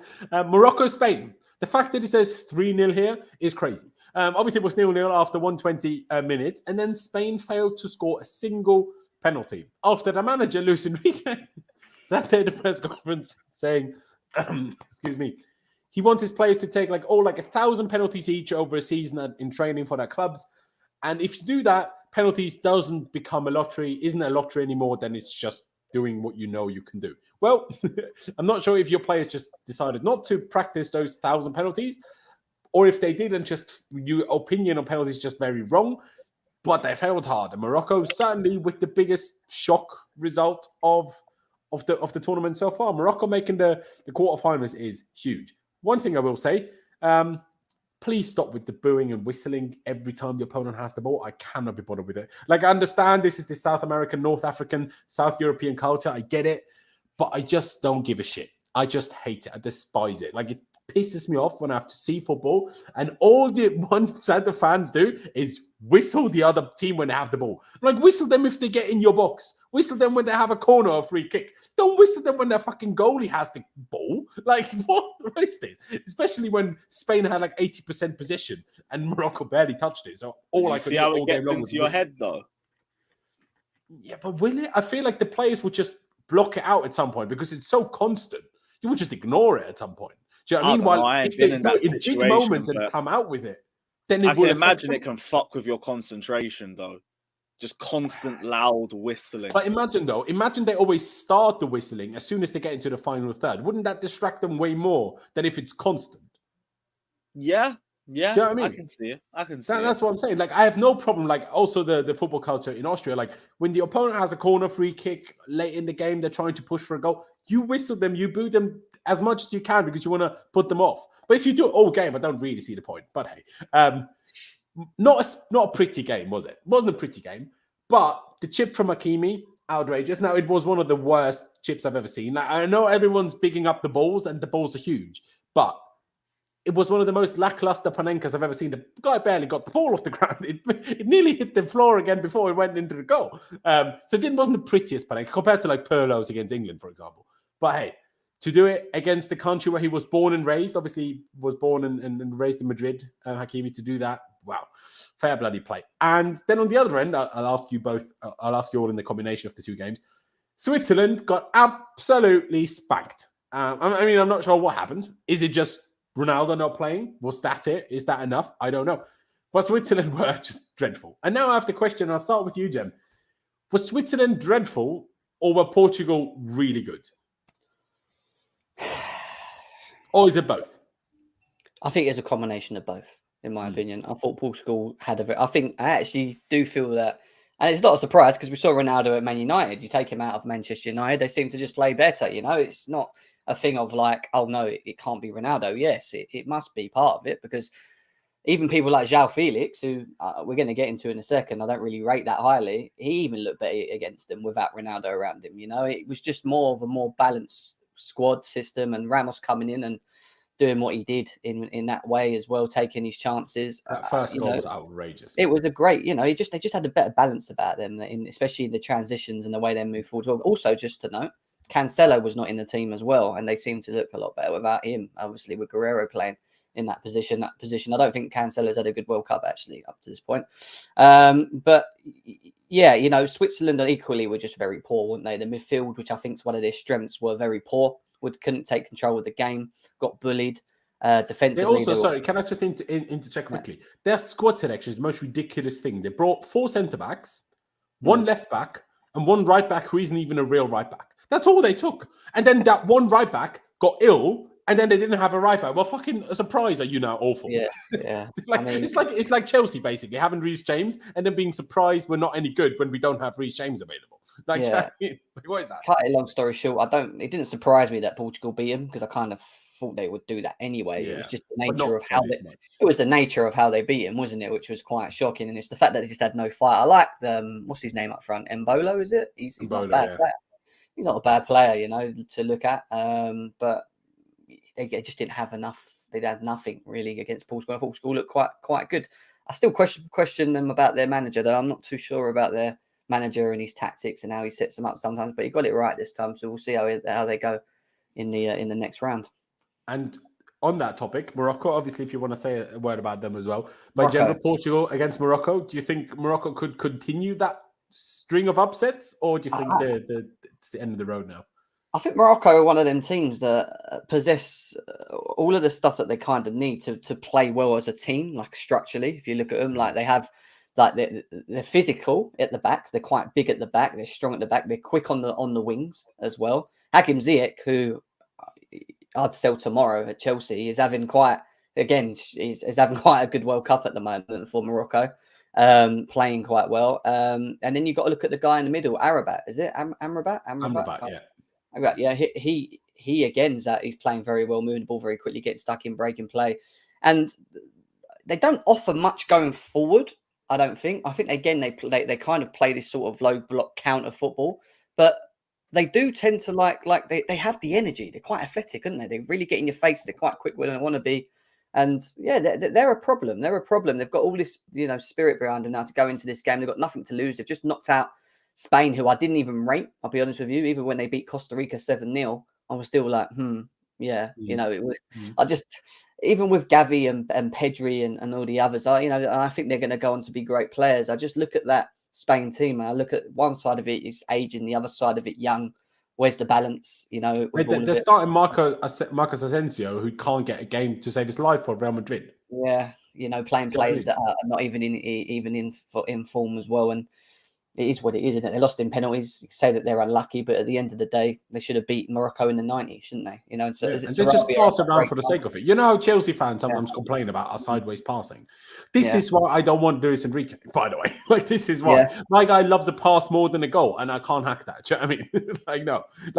I do like a pass, but I do like a goal more. Do you know what I mean? And I need our manager to like a goal more as well. Honestly, for me, all Morocco should be doing is, I know Hakimi is a right back, but just put him up front, put Ziyech at right back, and let Ziyech punt one long ball to Hakimi after the other. Hakimi will outpace anybody, and then he's just won him over the goalkeeper 5 times in a game. Surely that's the fix, because their striker, he can't score anything to save his life. So that's kind of Morocco's biggest problem. They can't go to penalties every time. And one other problem they got, I swear they have half their squad injured now, because didn't half the squad come off injured in the game against Spain? I'm not sure how much they've got left for Portugal, but hey, all the best to Morocco. I'm a big fan. Lewis, Portugal, Morocco, what are you expecting there? I don't know if Portugal will smoke Morocco or anything. I do think they could edge it, but it could also go either way if Morocco can stay the course and they do well in transition. But They have a good defensive system. I think Portugal can unlock it. They've got the players that are capable of doing it. If they start Ronaldo, then they're probably going to be fucked. But I don't know. Hard to predict. I'll edge Portugal, but Morocco could genuinely walk away from this as well. I wouldn't be too surprised if it happens. I wouldn't be shocked at all if Ronaldo doesn't start again, but then comes on and somehow scores a late 1-0 winner, because obviously Morocco will defend, blah, blah, blah. And then it will be Ronaldo, and then everyone loses their mind. Pice, what do you expect? Do you think Morocco could cause another upset, or do you think it's the end of their road now?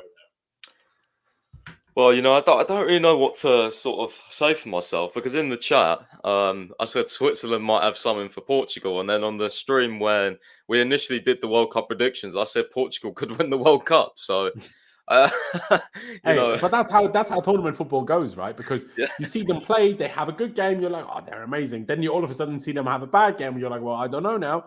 So yeah, I don't know what it is about Portugal. They're just they just play very well as like a team. They just get results. They've got a lot of individual quality, but they also, as I said, they play well as a team, and they played much better without Ronaldo.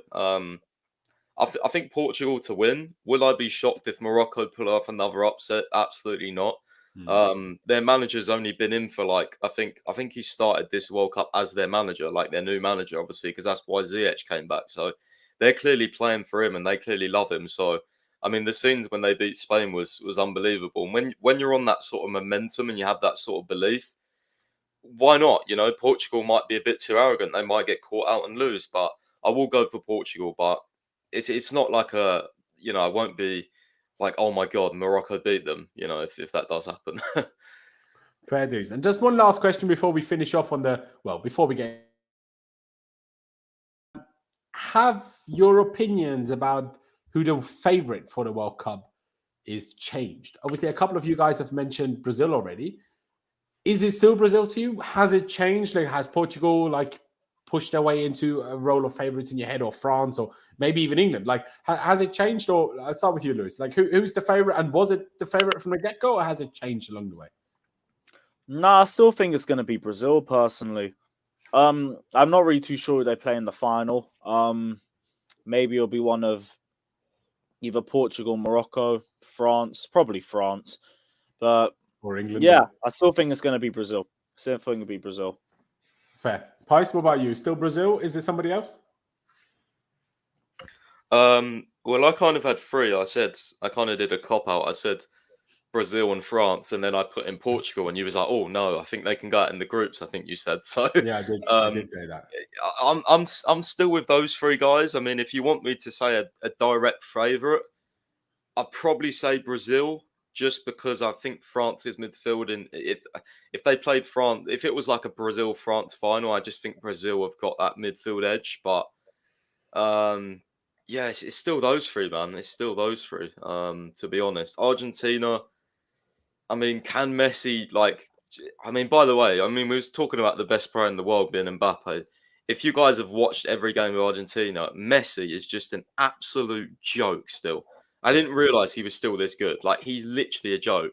He should have had 3 assists last game. He's just unbelievable on the ball. By the way, he's still rapid for his age. He's still quick as hell. But only for 5 yards. As soon as he has to run any further, it becomes a problem. Yeah. For me, still 100% the best overall player. But yeah, I'm going with those three for favourites. Fair dues. Luis Garcia, I'm pretty sure you're Portuguese, saying our attack is 100 times better than Spain's. We will win. Well, for your guys' sake, I hope so. For everybody else's sake, I hope Morocco do it. But, all the best to you, mate. And Jem, you sticking with Brazil as well as your favourite? Were they your favourite from the get-go? Yeah, they've always been my favourite, Brazil. I just think that their squad is just unmatchable, in my opinion. I think that they're playing well as well, and I think they'll go to the final. And yeah, it'll be interesting. England, shall I throw England in there just for the bants? Yeah, why not? England and Brazil final could potentially happen. Look, I've always said this. If England beat, I'm going to say this now on air. If England beat France, if England knock out France in the quarters, they're winning the World Cup. No chance. Yeah. I'm just. I wouldn't blame the confidence. If England beat France, I'd understand. Bro, can I just say this for England? Can I just say this for England? I think France. This would be typical England, right? If we beat France, Morocco beat Portugal, Morocco. we'd lose to Morocco. 100%. I'm Yeah, calling it now. equally- That's England. Equally, that could happen. However, if it isn't Morocco and it is Portugal that go through, I think France are better than Portugal. So, I actually think we've got more chance of, if we can beat France, is what I'm saying, then I think we can beat Portugal. But again, we'd have to be on our A game. And knowing England, as we've seen in many past tournaments, that probably won't happen, but we'll see. Musa, next World Cup's our World Cup, man. Don't you worry. Big Morocco ambition. gets the semis. Hey, we get can two it be more Austria's African World Cup spots, as well we're at some coming. point? Or Lewis, are you the striker? Hey, talking What? of a Musa, can we You get just- the American guy, please? I put me up front. I'll be clinical, bruv. Ethiopian striker, Lewis. Right, Lewis, Gebre I've Selassie in the seen you World play Cup football. If final. Let's Ethiopia have play it. you up top, turn up, bro. Hey, you lot scout me. Actually, no, I can't even speak too much. I still got the old Imperial Wharf clips, and I was fucking shit back in the days. Hey, what time? But yeah, no, all I said is, can it be Austria's time as well at some point, or like, is it Ethiopia next? When is it our turn, man? I want to go to a World Hey, Cup. we get 2 more spots if Morocco make the semis. Just saying. Oh, yeah? Falling into place. If Morocco make the semis, Africa get 2 more spots. I didn't know that's how it worked. That's Laurenz, huge. bro, you've got Peter Crouch up front. Like, don't worry, you're set. Well, currently he doesn't have an ACL. Playing football 3 days into being there and training, he did his ACL. So, who knows what we do with him. But, ladies and gentlemen, World Cup quiz. I have no idea what the questions are going to be. I hope it's fun. I did count, though. Bertram actually put all 32 countries that play at the World Cup on this little thing. So, appreciate you, Bertram. Shout out you. All right, then. Question number 1. The World Cup is a chance for everyone to show what they're about on the big stage. Question is, how many countries will or have had the first shot at playing at a World Cup this year? 1, 2, 3, or 4? Does anybody happen to know the answer? Obviously, you can use the flags in the background to help you out maybe a little bit if you have to think about it. Anyone have a shout in mind already, or do you need a minute? What do you reckon? I've got 2 in my head, but I think there is one more. It should be 3. I'm going to go 2, but I think it's probably 3. So I'm going with. All right. I'll ask the other guys first, and you can say you 2. Lewis, do you have a number in mind? I'm gonna stick with 1. Okay. Pice? Well, I'm looking at Qatar. I'm looking at. I'm not sure. Have Cameroon been in a World Cup before? Yeah. Yeah, they have. Oh yeah, probably. I was gonna say, of course, they probably have, but I'm gonna go with 2 because I don't think Tunisia have. Might be wrong. It's going to be 3. Oh no, it's 3. I just Canada is one, isn't it? It's got to be Canada. No, I think Canada have this is their second one. I think the last one is like 30. I think it's just Qatar. I'm going with 2. I know for a fact Wales was their first World Cup. Was it? Yeah, I'm pretty sure it was Wales' first World Cup. So I know it's 2 at least. I'm just not sure if there is a third, because the Tunisia one, now you've thrown a spanner in the works. I thought Tunisia, I remember them from when I was younger and I was collecting the Panini stickers, and I thought Tunisia were in there before. So I'm going to say 2 as well. Yeah. I think it's Qatar and Wales, but I could be wrong. All right, Sheikh. Qatar. Let's go. Apparently Wales have been at the World Cup before, have they? I swear. Everywhere I was checking. Wales World Cup. I thought Wales was number 2 too. I thought I fucked myself. I saw Qatar as 1, but I thought Canada. I don't know why I thought Canada, but I thought Canada maybe. Canada, I don't remember them being in the World Cup before. Wales actually were in the World Cup in 1958. So fair enough. Only Qatar then. There you go. Fair enough. Oh. Fair enough. All right then. Question number 2. Which of the following players have played at this World Cup, has scored the most goals at World Cups? Now, what I'm not 1,000,000% sure about is whether this is up to date with the goals that they have scored in the tournament. But I actually am pretty sure I know the answer anyway, regardless. So, but I'll ask you guys first. Pice, did you have a shout in mind? Müller, Mbappe, Messi, or Suarez? Almost want to go Muller because he's been around so long, but I feel like I was gonna say Suarez, but no, I'm gonna go with Muller. Okay, Jem? He's the easy. I'm gonna go. I'm pretty sure there was a stat coming out that Kylian Mbappe scored the most. I'm going to get this mixed up. I'm sure they said something about him scoring the most goals in the World Cup. It must be at his age or something like that. Yeah.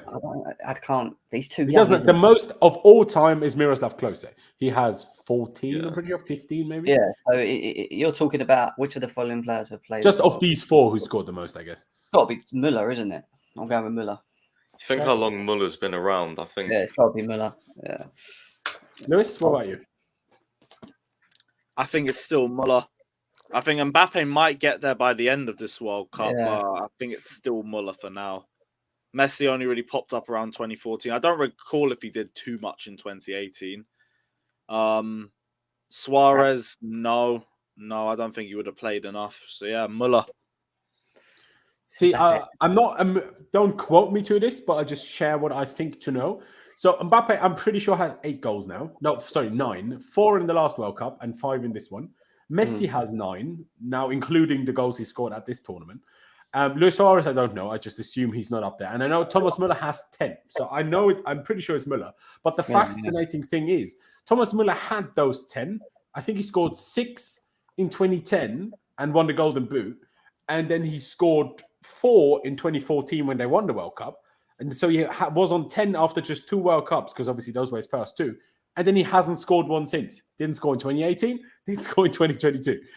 But he's still on 10, and therefore I think top. But let's see. There you go. Thomas Müller with 10 strikes. Look at the knowledge. Come on. There you go. All right. Next question. New thing alert. Sort of. All right. Hot potato. All right. Here's the goal. Here the goal is to name as many of the 15... What is the C? 15th century. No, 15th. We'll 15th see. century. I bloody hope not. 15th century. Bloody hope not, mate. But let's just say 15 Chelsea players at the World Cup. Whereof 3 are lone players. You have 45 seconds. Bloody hell! I don't. Does everyone have their phones ready? Use your fingers. Use your fingers. Go on. Wait, here. So we've No, got a name. like, shall we just name them all together, or shall we all write them down? No, just name them all together in it. Just throwing them out. I agree. I was going to say I should know this because I'm doing a piece on like Chelsea players' performance at the World Cup. So Right. we should get this right. We should get this. All Go right. on then, Let's just start simple. Let's start with England. So Sterling, Mount, Gallagher. Yeah. Okay. 3. Then you've got France. Let's go. Pulisic. Yeah. Yeah. You said Havertz, did you, Paz? I was going to say go through the country. So you got England. Let's do Yeah. obviously Pulisic. Got 45 seconds, guys. Yeah, ignore the time. This is Ignore so the time. bad. We're starting your seconds. Senegal, obviously Koulibaly, Mendes. That's 6. You've got Ampadu, Wales, 7. You've got Silva, 8. Yeah. Kovacic, 9. Yeah. Who else was there? Havertz, 10. Havertz, 10.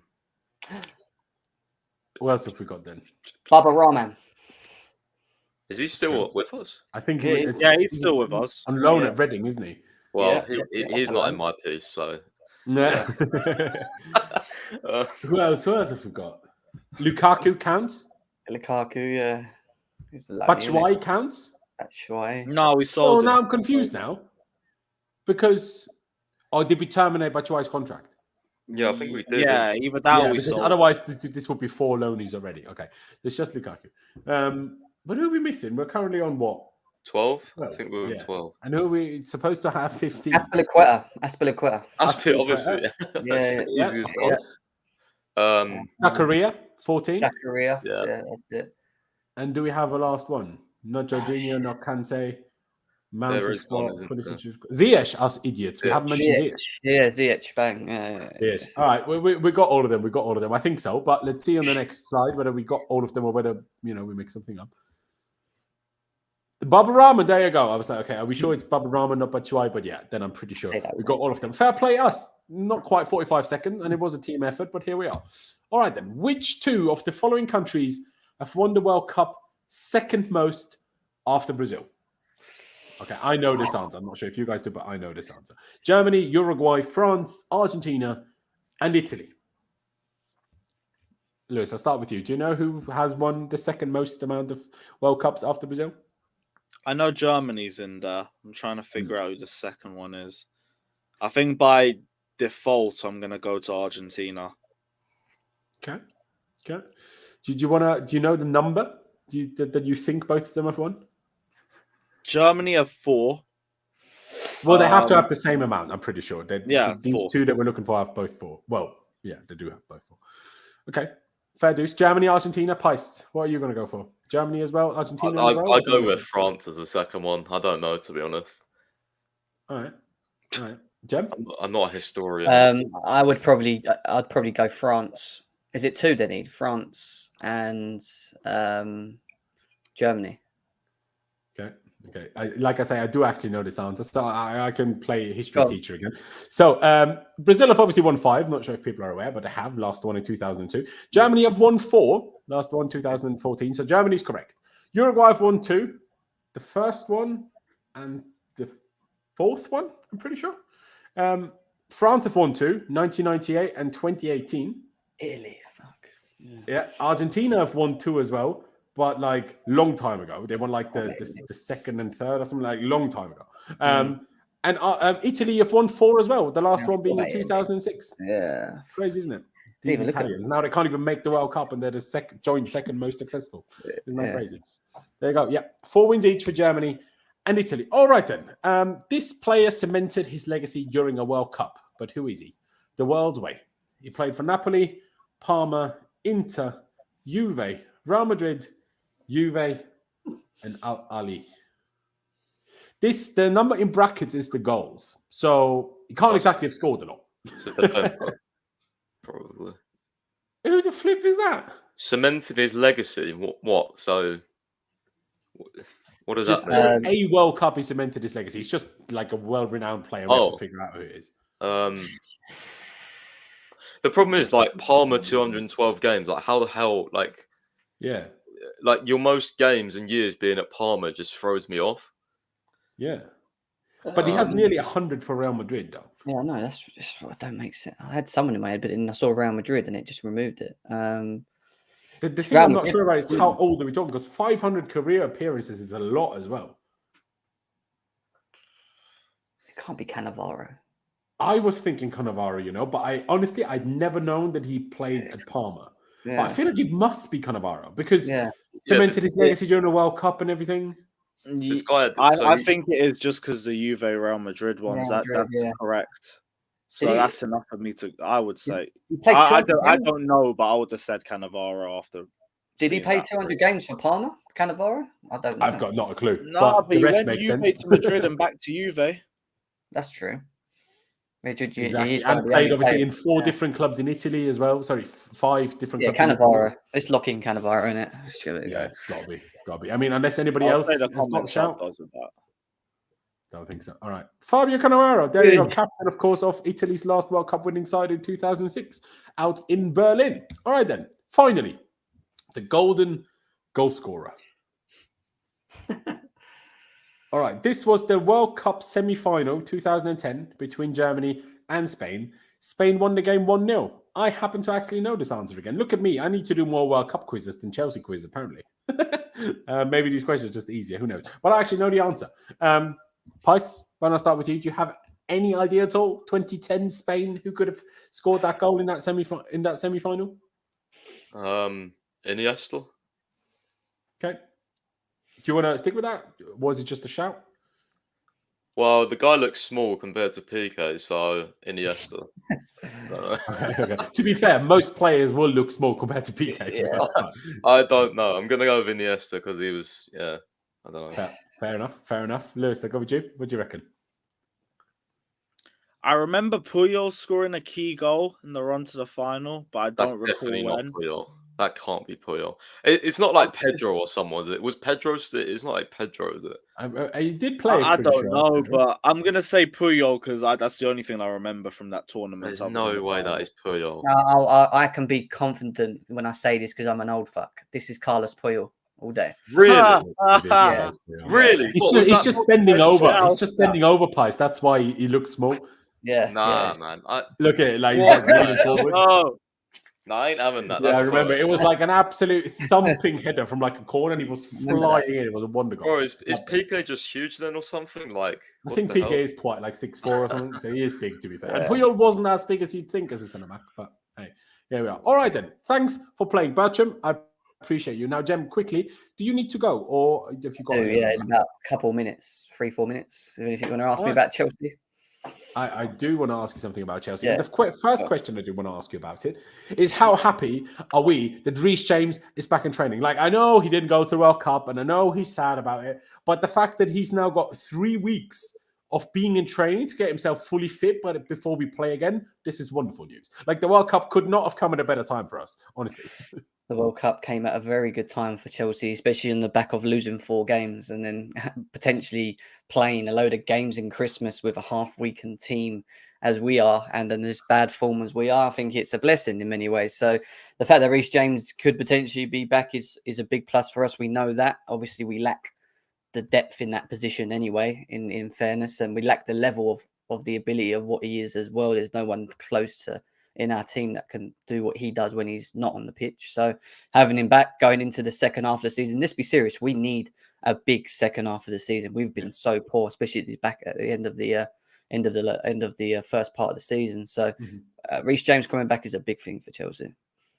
Absolutely. And the same goes for Fofana. He's a little bit behind Reece James in the recovery process, but as far as I'm aware, at least, and as far as I've read, is also expected to be fit by the time we play Bournemouth on December 27th. Obviously, we didn't actually get to see that much of Fofana. And obviously, with Thiago Silva and Chilwell, we've done fine, and Koulibaly, of course. But Thiago Silva, I expect not to be involved come December 27th because, well, I expect them to be in the World Cup final, which is on December 18th. And is he realistically going to play 9 days later? I doubt it, but who knows? Yeah, I mean, the guy's probably going to be drunk 9 days later. Do you know what I mean? If they win the World Cup, if you're Brazilian, you win the World Cup, you're going to be drunk for the next year. Do you know what I mean? So, like, good news that Fofana is back as well, and obviously Chile, not be quite back for Bournemouth. He's also travelled to Abu Dhabi for training camp, so we're just better position than we were in 3 weeks ago before the World Cup started, right? He isn't as close to what Reece James is, from what I read, in terms of recovery for Fana. But, you know, again, Also, equally. can we say also that the baller, Carney, is back as well?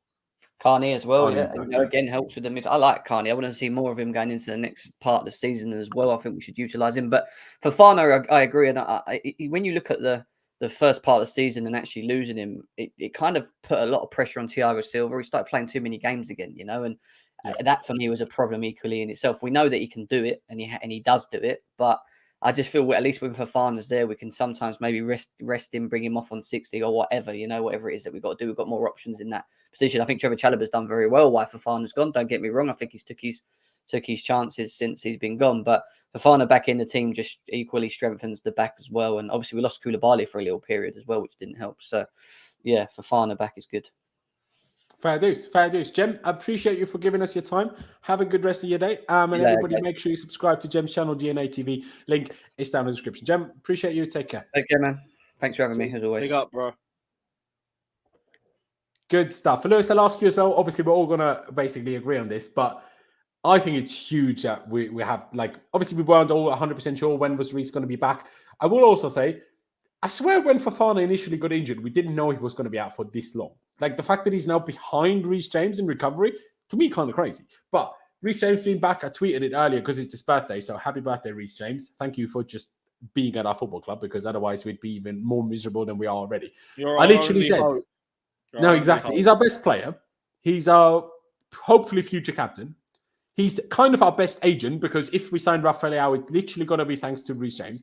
But he somehow manages to be the best forward, the best wing midfielder, and the best defender, all in the same person at the same time. How is that even possible? How have we, like, do you know what I mean? The fact that he is that is crazy. And but thank God Southgate right? didn't take him to the World Cup, because he would have absolutely tanked his career. Thank God. No, I agree. Can I just say, guys, on Fofana, I was just reading back. So Matt Law said on the 6th of October that Fofana's expectation for injury would be 4 weeks. He could be back even sooner. So that would be at the end of October, right? Roughly. Or at least early November, yeah. Yeah, he missed the whole of November. Yeah, and he still isn't like in full training. He's only like It's another one who's trying to rush themselves back for the World Cup. Like, what the hell happened? Even though he probably wasn't even going to get picked. Yeah, exactly. Crazy. Like, what even happened? I mean, sometimes, like, I don't think we necessarily need to say now Matt Law is awful. They might have just had I don't know, setback, or just sometimes they just get it wrong, the doctors, in terms of how long recovery is going to take. But hey, better late than never, right, Lewis? Exactly. There you go. Two other things a couple of other things that I do want to talk about. But the first one, how do I want to look at it? Just deciding on who I want to start with first. Do I want to? You know what? I want to talk about Joao Felix. And I know this is not the biggest link, and I'm not saying like it's super likely that Chelsea are going to sign Joao Felix, but it has now seemingly become the situation that Atletico Madrid are willing to sell Joao Felix. Now, yesterday I saw reports that they won't sell him for less than 140 million euros, which I'm like, excuse yourself, are you mental? You literally robbed the kid of 3 years of his career. He's no better than he was when he joined you. And now you're asking for more money, even though he's older. You're mental. Now get in the bit. But now things have come out that they're apparently considering selling him for 100 million euros, which is around 86 million pounds. So at that point, does he become an option for you, Lewis? Mind you, especially we've already, not officially, but we've basically already signed Nkunku. And to me, there's a lot of similarities between Nkunku and Joao Felix. Now, I'm not an expert in either, so maybe this is actually a bit of a statement that isn't correct, and I wouldn't say if I knew more about both of them. But I see them as having very similar strengths, very similar attributes. Now, unless we find a way where we put 4 players with similar attributes all in attack and they're crazy fluid and that's how we beat everyone, unless that's the plan, I'm not really sure if it's the best idea now, if we've already got Nkunku, to go for Joao Felix. But what do you think about that one, Lewis? Shouldn't be a priority for us right now, but if the opportunity arises and we have the correct outgoings, then go for it. Like, I see a lot of similarities to him with Havertz, but I think his technique is a lot better. I think he has much more creativity. He hasn't really got the same level of tunnel vision that Havertz usually has when he's on the ball. So I think it's an upgrade in that position, which benefits us, but I also get that we need to have our own outgoings first. Ziyech has to leave. Havertz has to leave for that to be a bit realistic in my mind, because we already have Nkunku coming in. Someone has to leave for him. And now we have to have the same thing for if Felix comes in. But it does upgrade us. So I'd be down for it. But again, this shouldn't be our priority right now. We should be sorting out our midfield, our goalkeeper, wing-back depth. But he does bring us more creativity into the side. And I do think that would be an improvement for us. Fair. Before I ask you, Price, I'm not sure, man. I'm not sure. It's so difficult because obviously you see him play against Switzerland and he was phenomenal. But then again, other than this game against Switzerland, when was the last time any of you guys have seen Joao Felix have a good game? Because I'm not sure if I can ever remember Joao Felix having a great game. Out of nowhere, I just read that Atletico Madrid signed him for 120 odd million euros back then from Benfica. And I was like, what? Why? Sorry, how? And he clearly has a lot of talent. He's super quick. He's technical. He can finish. He can dribble. He's creative as well in terms of passing. But my God, is he a rat? He's like a Neymar, where like as soon as you touch him, my guy will fly around the air, get himself a whole parachute just to dive. But he will kick the shit out of others. And shithousery is all well and good. But I will get to it, Araf. I will get to it. My apologies. But I don't know. I just hate players that can dish out, but as soon as they get touched, they they just dive everywhere and they make everything look worse than it is. I hate that attitude. That's why I love Hazard so much, because it was the opposite. It sounds like Havertz with more technical ability. Stop mugging off Hazard, man. I'm fine with it, but I'm talking about upgrades. Like, this is a clear upgrade to me personally. So it all depends on if Potter wants it. Like, forget the stuff I said about if opportunities arise. I get that's not the right way of looking at it. If Potter says Joao Felix can improve my team, get him in and get Havertz or Ziyech out. And I think we upgrade as a result. No, I think that's in general a good. Ask the manager, does he want the player? Yes or no? If he does, give it to him. But obviously within reason.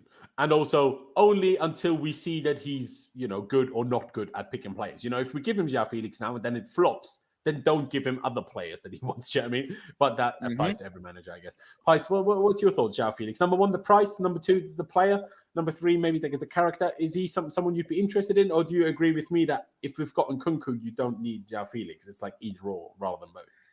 Yeah, I don't really know, to be honest. I think there's a lot to that question. I think with Nkunku, first off, I don't know where he's going to play, whether he's going to play as like a false nine, whether he's going to play as an attacking mid and we change to like a 4-2-3-1. I don't know. Like, I don't know if we're going to go. 4-2-2 could be anything. Yeah, like I don't know. So can you fit them both in? I mean, probably, yeah. Would it work? I don't know. Yeah, I can't really answer this.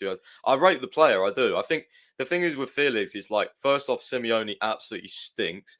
And like I just feel like with Felix, like if you put him in like current Arsenal or something, like that sort of fluid attacking team, like my God, he would be insane. Like if we become that, if we are that in like, it's almost like one that I'd love to add to our team when we're like kind of really good. You know what I mean? Because then I think that just goes up to extra level. Like once we start finding that, I don't know, the system, we start playing well consistently. It's like, yeah, then you chuck in it, like you spend big on a really technical flair player. But I don't know. There's other priorities. Like absolutely, we must start sorting things out like one by one in what we actually need. Like you don't go and sanction a deal or even sell Havertz and then do Felix if you haven't got the DM, if you haven't got the Reece James backup, because that's what's mostly pissed me off over the years with Chelsea is like, it's just like, and I know you can do multiple things at once, and we've got more, staff now. We've got people that can negotiate deals. Like Joe Shields could do a negotiation with Bath for a younger player, while Todd Boehly or whoever could do a deal for a more experienced player. That's not the point. Like for me, I'd like things more structured. You know what I mean? So, and I think it will be like that. Like. But at the same time, I do see Boehly as a bit of an opportunist. I really do. I think he's shown that, even just through transfer links from reliable reporters. It's like, Boehly's looking at this and you're like, well, that's only because it's an opportunity or because he's played well for a few games. So I don't really know. Like, I'm just a bit confused at the moment with what sort of, what our plans are. It will become more clear over time, I think. Yeah, it's a weird one. Honestly, I'll say it as honestly as I can for Joao Felix. Right now, I'm not sure. If we were to sign him, I wouldn't be 100% confident that it would work out. I wouldn't be surprised at all if it would be another one of those attackers that we sign and they flop. But if we were to get seriously linked with him, if we were to sign him, I guarantee that I will get excited because there clearly is an abundant amount of talent in the guy. The question is just whether we can tap into that or not, because we've signed a lot of talented players. You know what I mean? Like, I mean, Lewis is obviously very critical of Kai Havertz over the last few years, but then just look at the Newcastle goal. Yes, he doesn't do that anywhere near enough, but he's probably the only player in a whole squad that can do that. Well, I'm like, he doesn't do it anywhere near often enough. I agree with it. But who else can even do it on their best day? Probably none of them. So it's like, you have talent, but the question is, only if you show it. Like, well, I can't think of anyone that has that type of touch and then that type of finish. Like in combination. I think if Oba the right opportunity, he could do that and do it more than once. Oba will fall over halfway on the way there because he will forget how to run. Do you know what I mean? No, we would know if Havertz could pass to him, but we move. Yeah, it's true. It's true. That is true. Yeah. You're not going to get me on board with Aubameyang. I can't lie, bro. It's just not going to happen. Until we get creators, I don't blame him, man. He ain't going to give me anything to go off. No, it's true, to be fair. All right, Araf, I will finally get to your super chat. Here we are. When I was debating what do I go with next, it was Joao Felix or your super chat. Here we are. The super chat. Pice, mainly I'll direct it at you. Which GM is more likely in January? Benassa or Benassa? Not a DM. Or Alvarez? Do you have an idea? Benassa is not a DM for starters. He's more like a Kovacic. He can play in a 6, but he's more of a dribbler, escaping pressure. Alvarez is a strict DM, so two different players there in my opinion. But who's more likely? I'd probably say Benassa because the relationship with Milan, and I don't think I really want to know where the hell this Alvarez thing came from because Tuchel didn't want a DM. Boehly doesn't know who the hell Alvarez is, so who the hell decided? Like what was that? Why did we go for him? So because random. Clearly it was real. Because I mean, Alvarez gave interviews Absolutely, how disappointed he real. was. You know what I mean? So.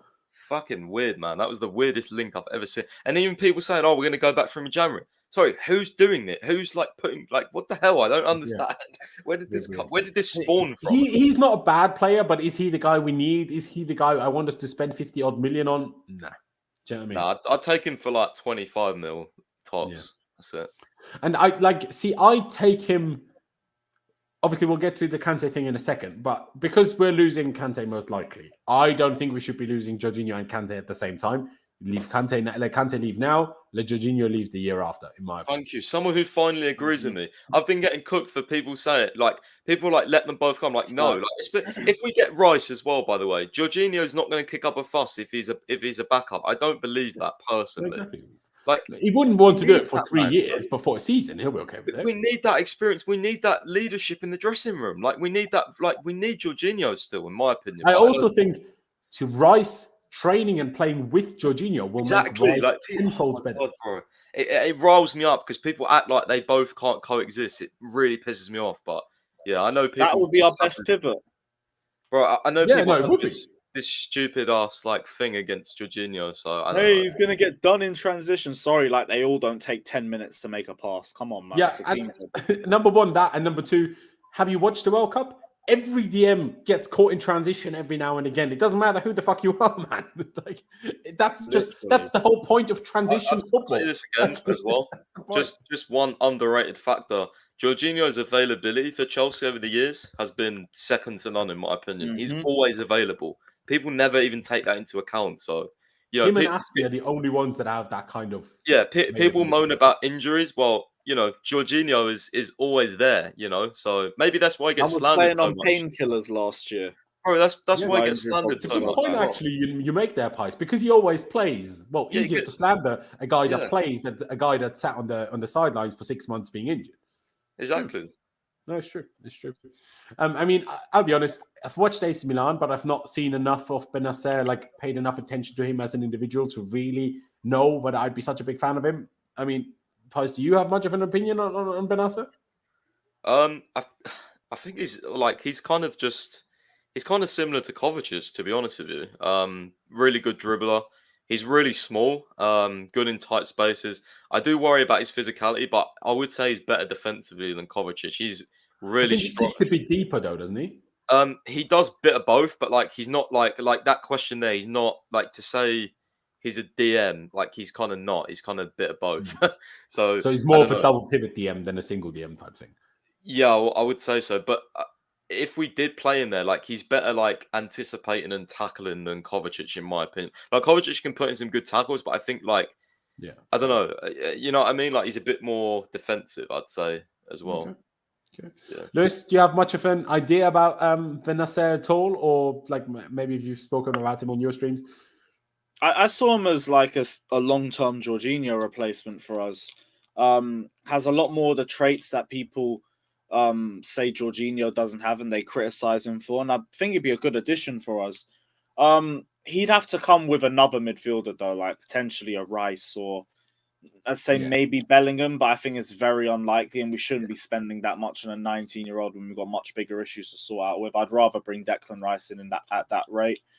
Alvarez potentially in January. I know we were linked with him and we said we were going to come back in January, so we have to see on that remark. But yeah, there's a couple options. I would bring in Benacer though. I think he's a great option for us, and he's also in the middle of contract disputes, so it's a perfect chance to go in early and also potentially start talks with Leao and like Ziyech and other sorts of transfer issues that we have, because there's a lot that we've been linked together with. So just an easy way to. I think we should just we should have a look. Like we should see how much Brighton want for Caicedo. We should just have a look around. Like we clearly need a Kante type. Like we need another sort of going forward type player, but we also need a DM. So, you know, I think one comes in January and then obviously the other one in the summer. I think Rice in the summer. I think we probably get someone like more like a Kovacic in that position in January. We should have a look around, like, you know what I mean? This is why I feel like Boehly's still a bit of an opportunist. Like he jumps into things. So I just want it to, you know, like spend the week discussing who you want. Like, don't just, I don't know. But, you know, I will be here complaining if we are too slow because I'm always like that. So I can't really talk too much. Yeah, I hear you. I hear you. Absolutely. Just quickly, because you touched on it there, Rafael Leao. If I forced you guys to pick between Rafael Leao and Joao Felix, who would you pick, Lewis? For us to sign, obviously. I'm not too sure because both have areas of their game that they need to improve at. Rafael Leao needs to be a better presser, and I think his passing needs to improve a little bit more as well. Felix, though, needs to be a lot more physical for the Premier League too, and I think he would struggle on that remark. But the technical ability is there, and I think he improves us a lot. Depends on the way we want to play as well, but I think I would lean a bit more towards Felix, just a little bit. Just a bit. But I could go either. First, Pice, what about you? Would you agree with Lewis? Would you go with Leao? I really want to say Leao, but then I think with it confused me a little bit because obviously we really like if he doesn't renew with AC Milan, I think we 99% sign him. Like I'm that confident because we've just been like lurking on this guy for ages. Mate, we've clearly told Reece James to do some agent work as well. Like it's crazy. Yeah, but then I think if you sign Leao, like he's literally a left winger. So where does Sterling play? Like, you know what I mean? Does he then Doesn't become matter. the right? Send him to the bin. Don't need him. I know, but we have to think like realistically. Like I don't know. Like Lewis said, it's a bit of a. Well, put Sterling at right wing then. Do you know what I mean? He played all right there for City. But then you take Sterling's away a better finisher off the right. But then I don't know about that. But hey, if you let Sterling run along the sideline, cross it to the far post where Leao is waiting. Do you know what I mean? I'm ready. I'm ready for it. I think Leao is obviously. Yeah, he's a great player. He's obviously got the physical attributes over Felix. Obviously, he's like absolutely rapid. But yeah, I don't know. It depends how we want to play and sort of thing. Like, do we want to? Like, as you said, you want to add a creator? Because the thing is, if you buy Leao and Kunku, like, I still feel like we might be like, oh, we still need an out creator. So, I don't know, man. I don't know. It's a hard one. It is a hard one. I would probably just about pick Leao. I would say in terms of, I think Joao Felix is closer to the finished product than Leao is. But maybe I'm also doing Joao Felix a disservice because obviously he was absolutely terrorized by Simeone for the last 3 or 4 seasons, which obviously ruined his progression drastically. At the same time, coming to Chelsea ruins your progression. So, can we really mug off Atletico Madrid like that when we do the same thing to all of our players? But I was touching, like what I touched on earlier, how football like ebbs and flows in terms of what's the thing that works. Like, is it power, is it strength, or is it technique? And I think we're with Haaland, with Mbappe, we're in an era now where power, strength, pace is more important than technical ability. And that's why I would pick Leao, especially like how many times when we had William, when we had Pedro, now that we have Pulisic, now that we have Ziyech, how many times have I sat there and thought, if only we had a winger that was quick but also strong. It's very rare. We had that. It's there's not many around. I can't exactly my point. So that's why I'm like, yeah, Leao would definitely have to press better. But then I'm like, does anyone at Milan press? No. So like, it's a bit of an unfair thing to say, oh, Leao never press. I'm like, okay, but if you look at the stats of all Milan players, none of them press particularly well. So the manager also has obviously a part to play in that whole idea. And passing, yeah, true, but he's kind of the guy that's supposed to finish the move, right? So how much passing is he even attempting to do?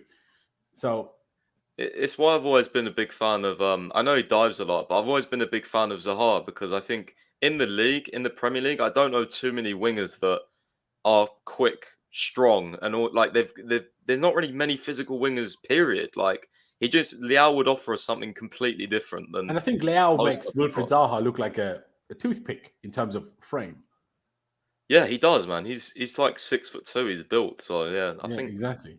It would be interesting. It'd be interesting to see how he does because that definitely does worry me in terms of like how lazy he is. But can that be coached into him? I mean, he's still very young. I don't know. Like, what's his background and attitude like as well? He seems to be kind of very carefree, like he's always smiling. He kind of reminds me of Hazard a bit in terms of that sort of attitude, but yeah.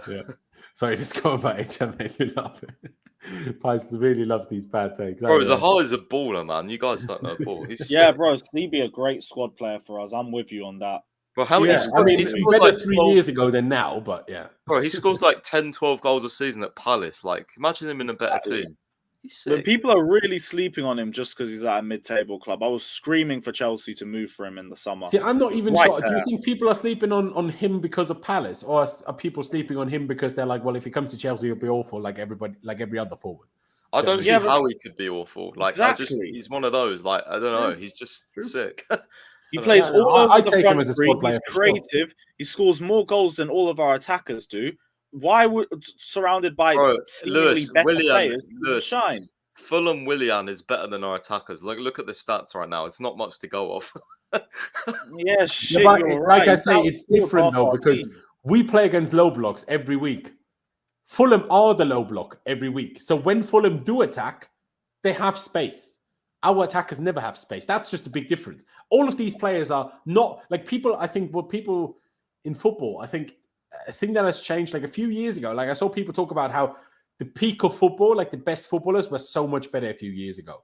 And I'm like, I think the reason people think that is because the average footballer was worse a few years ago, 10 years ago. While now the average footballer is much better. Therefore, the discrepancies between a top player and a good player are getting much, much smaller. So whether Willian is at Chelsea or at Fulham, the big difference isn't going to be being at Chelsea or being at Fulham or being Willian or not being Willian. The big difference is going to, do you have space or do you not have space? Every footballer will be better in space than they will be without space. That's no matter who you are. Mbappe is better when he has space. Messi is better when he has space. It doesn't matter who you are.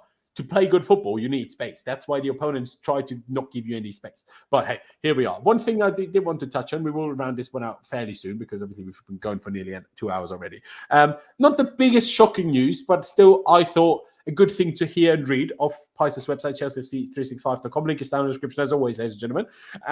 As it says here, sources, details on Stamford Bridge redevelopment revealed. Sources have told Chelsea FC 365 that Todd Boehly has made promises to stay at Stamford Bridge and begin the redevelopment process in 2023, which obviously, well, is in less than a month's time, theoretically. It's understood that a consortium are looking at the potential 60,000-seater stadium when all work has been completed, and as previously mooted, the likely outcome being that the upgrades will be made stand by stand, whilst the Millennium Hotel will be destroyed. Chelsea's owners have plans to buy a piece of land next to the ground, which would cost upwards of £50 million. We asked the source if purchased, would the land be accessible to fans on a match day? And the response was yes. People in the consortium that own Chelsea are and have actively looked at fans' requests for upgrades in and around the grounds. In general, Lewis, you a fan of basically the ownership of Pice? Were you trying to say something there? Yeah, no, sorry. I was going to say one of which, in terms of the last sentence, I know that the Wi-Fi in the ground is going to be improved as well, which is Let's good. go. It's about time. Upload fan cams quicker. There you go. There you go. Lewis, in general, you a fan of at least having a bit of confirmation that the new owner isn't going to try to do some crazy shit. At the same time, I also think people, well, we still have the pitch owners. Roman Abramovich tried to move Chelsea and he couldn't because the pitch owners had something to say about it. Why would that be any different now? So in my opinion, it was always nearly impossible and nearly like unimaginable that we would actually move location. But in general, still happy to hear that he doesn't want to do that either. And also, do you prefer this whole stand-by-stand redevelopment rather than tearing the whole thing down, building a whole new stadium and us having to play elsewhere for 4 seasons? What's your preference on that, Lewis?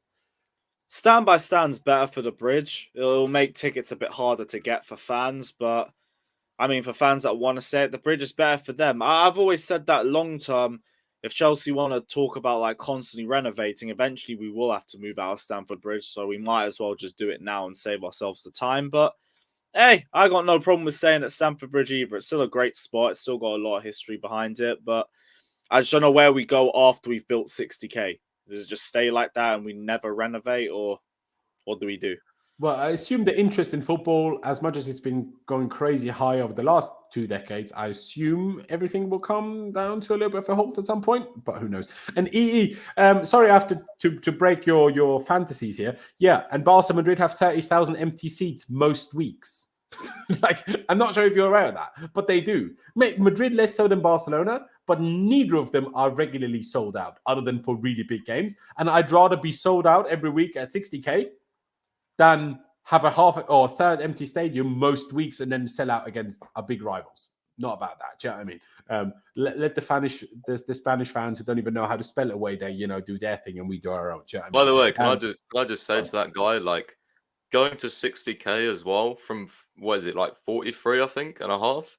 That's anticipated to cost 500 million pounds. Like, if you want 100k, like, do you want any money for transfers and other things? Like, you know what I mean? Like, is a stadium, like, I love the stadium as it is. Like, the atmosphere is a bit crap, but, I love going there. So I think 60k is just even better, in my opinion, as long as it's not filled with, people that don't sing, but yeah.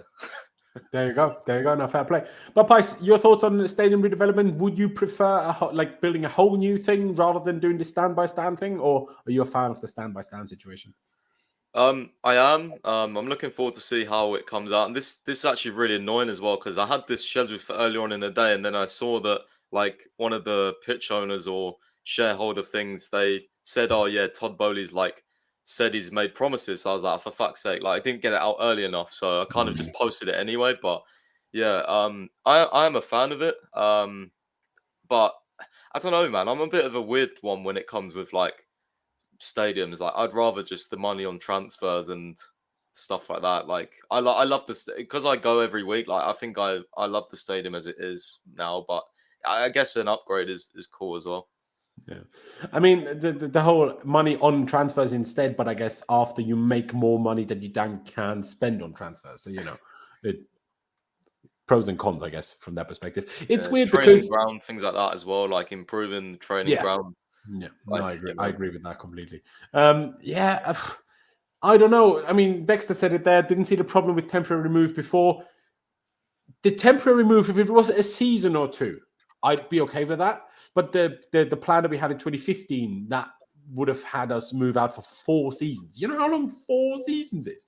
Imagine 4 seasons not playing in our actual home stadium. That's crazy to me. Like, if it's 1 or 2, no problem. But what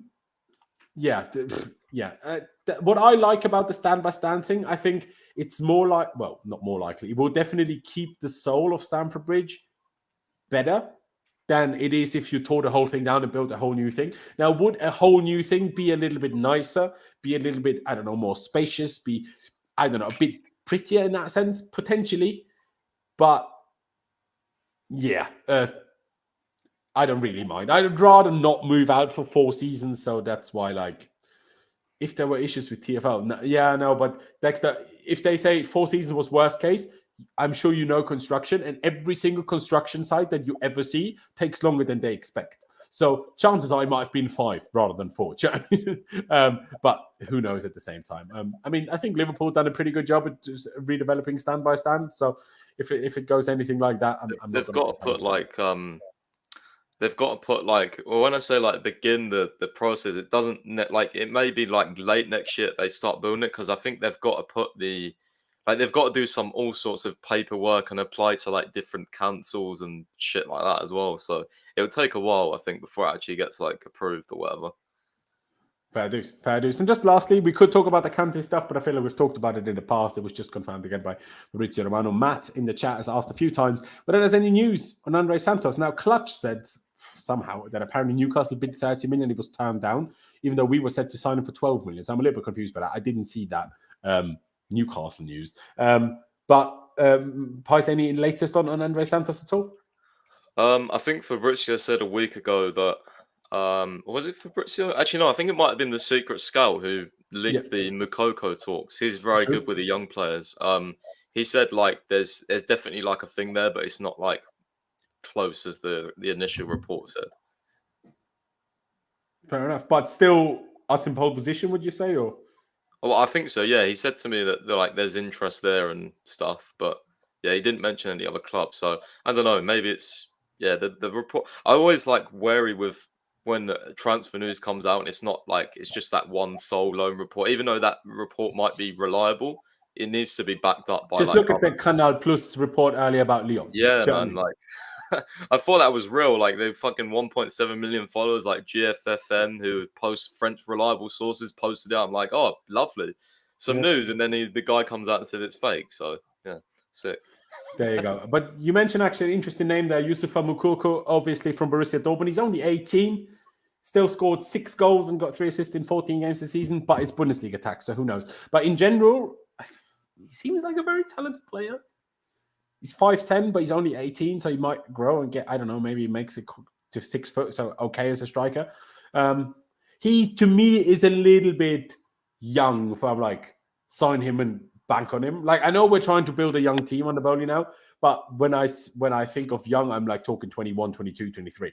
I'm not sure if I want too many 18, 19-year-olds. I'm like, well, we're banking on a little bit too little experience in my books. But Lewis, I'm not sure if you heard about the rumor, but Yusufa Mukoko, however you pronounce it, at all interested in an 18-year-old, even if he's doing well at a club like Dortmund in the Bundesliga? Well, he's meant to be on the free or on the cheap, so I don't mind. Like, scored a lot of goals at youth level. Not that long ago. What was that? When did he sign for Dortmund? Because was it that long ago? Because how can his contract already be running out? Yeah, he scored 100. I think he scored 141 goals in like 138 youth games for them, or something. Stupid. Well, Dominic Solanke had similar numbers, so you know. That's why I ain't jumping to any conclusions. But he's starting for them. We might see what he's like when we play them. I don't know, but that's good. True. That's true. I think the thing is, my question is, why the hell have we given Broja a 6-year contract and then trying to sign another young striker? Like, well, what's the plan? There's more than one in the team, but yeah, no, it is true. But I just don't really. Again, like priorities. Like he's a sick player, but why? It's like another thing. Why? Where did the report come from? Was it also secret scout? Yeah. Yeah, and he's like, for me, he's like, I know he's very, very reliable with this. He's called so many deals for these young players. It's like there's a long, long list. Fair dues. I mean, Dexter says, have a look at his injury record. I haven't yet, but if you mention it that way, then that doesn't sound good, especially when a kid's only 18 and he already has injury problems. I'm not sure I'm a fan, but hey, here we are. I think that's kind of covered most of it. Obviously, the Kante stuff, but otherwise, I think it's about time we round this one out. Lewis, big thank you for turning up. Pice, big shout out to you as well. Please do check out both of the links down in the description. Obviously, subscribe to Lewis's channel, Carefree Lewis G. Link is down in the description as always. And like I touched on when we read through the stadium redevelopment stuff, check out Pice's website, chelseafc365.com. But yeah, ladies and gentlemen, thank you guys for watching. I appreciate everyone that has tuned in today. We will be back at some point next week. I hope I will try to do so anyway. But yeah, ladies and gentlemen, thank you guys for watching. Subscribe if you haven't already. I massively appreciate that. Smash the like button on your way out. Just doesn't cost you any money, barely cost you any time, and helps you spread these videos out to more people. And if you haven't already, but you're already subscribed, do hit the notification bell button and select all so you don't miss any of our future streams. But yeah, ladies and gentlemen, thank you guys for watching. Up the Chelsea, upwards and onwards, and we'll see you next time.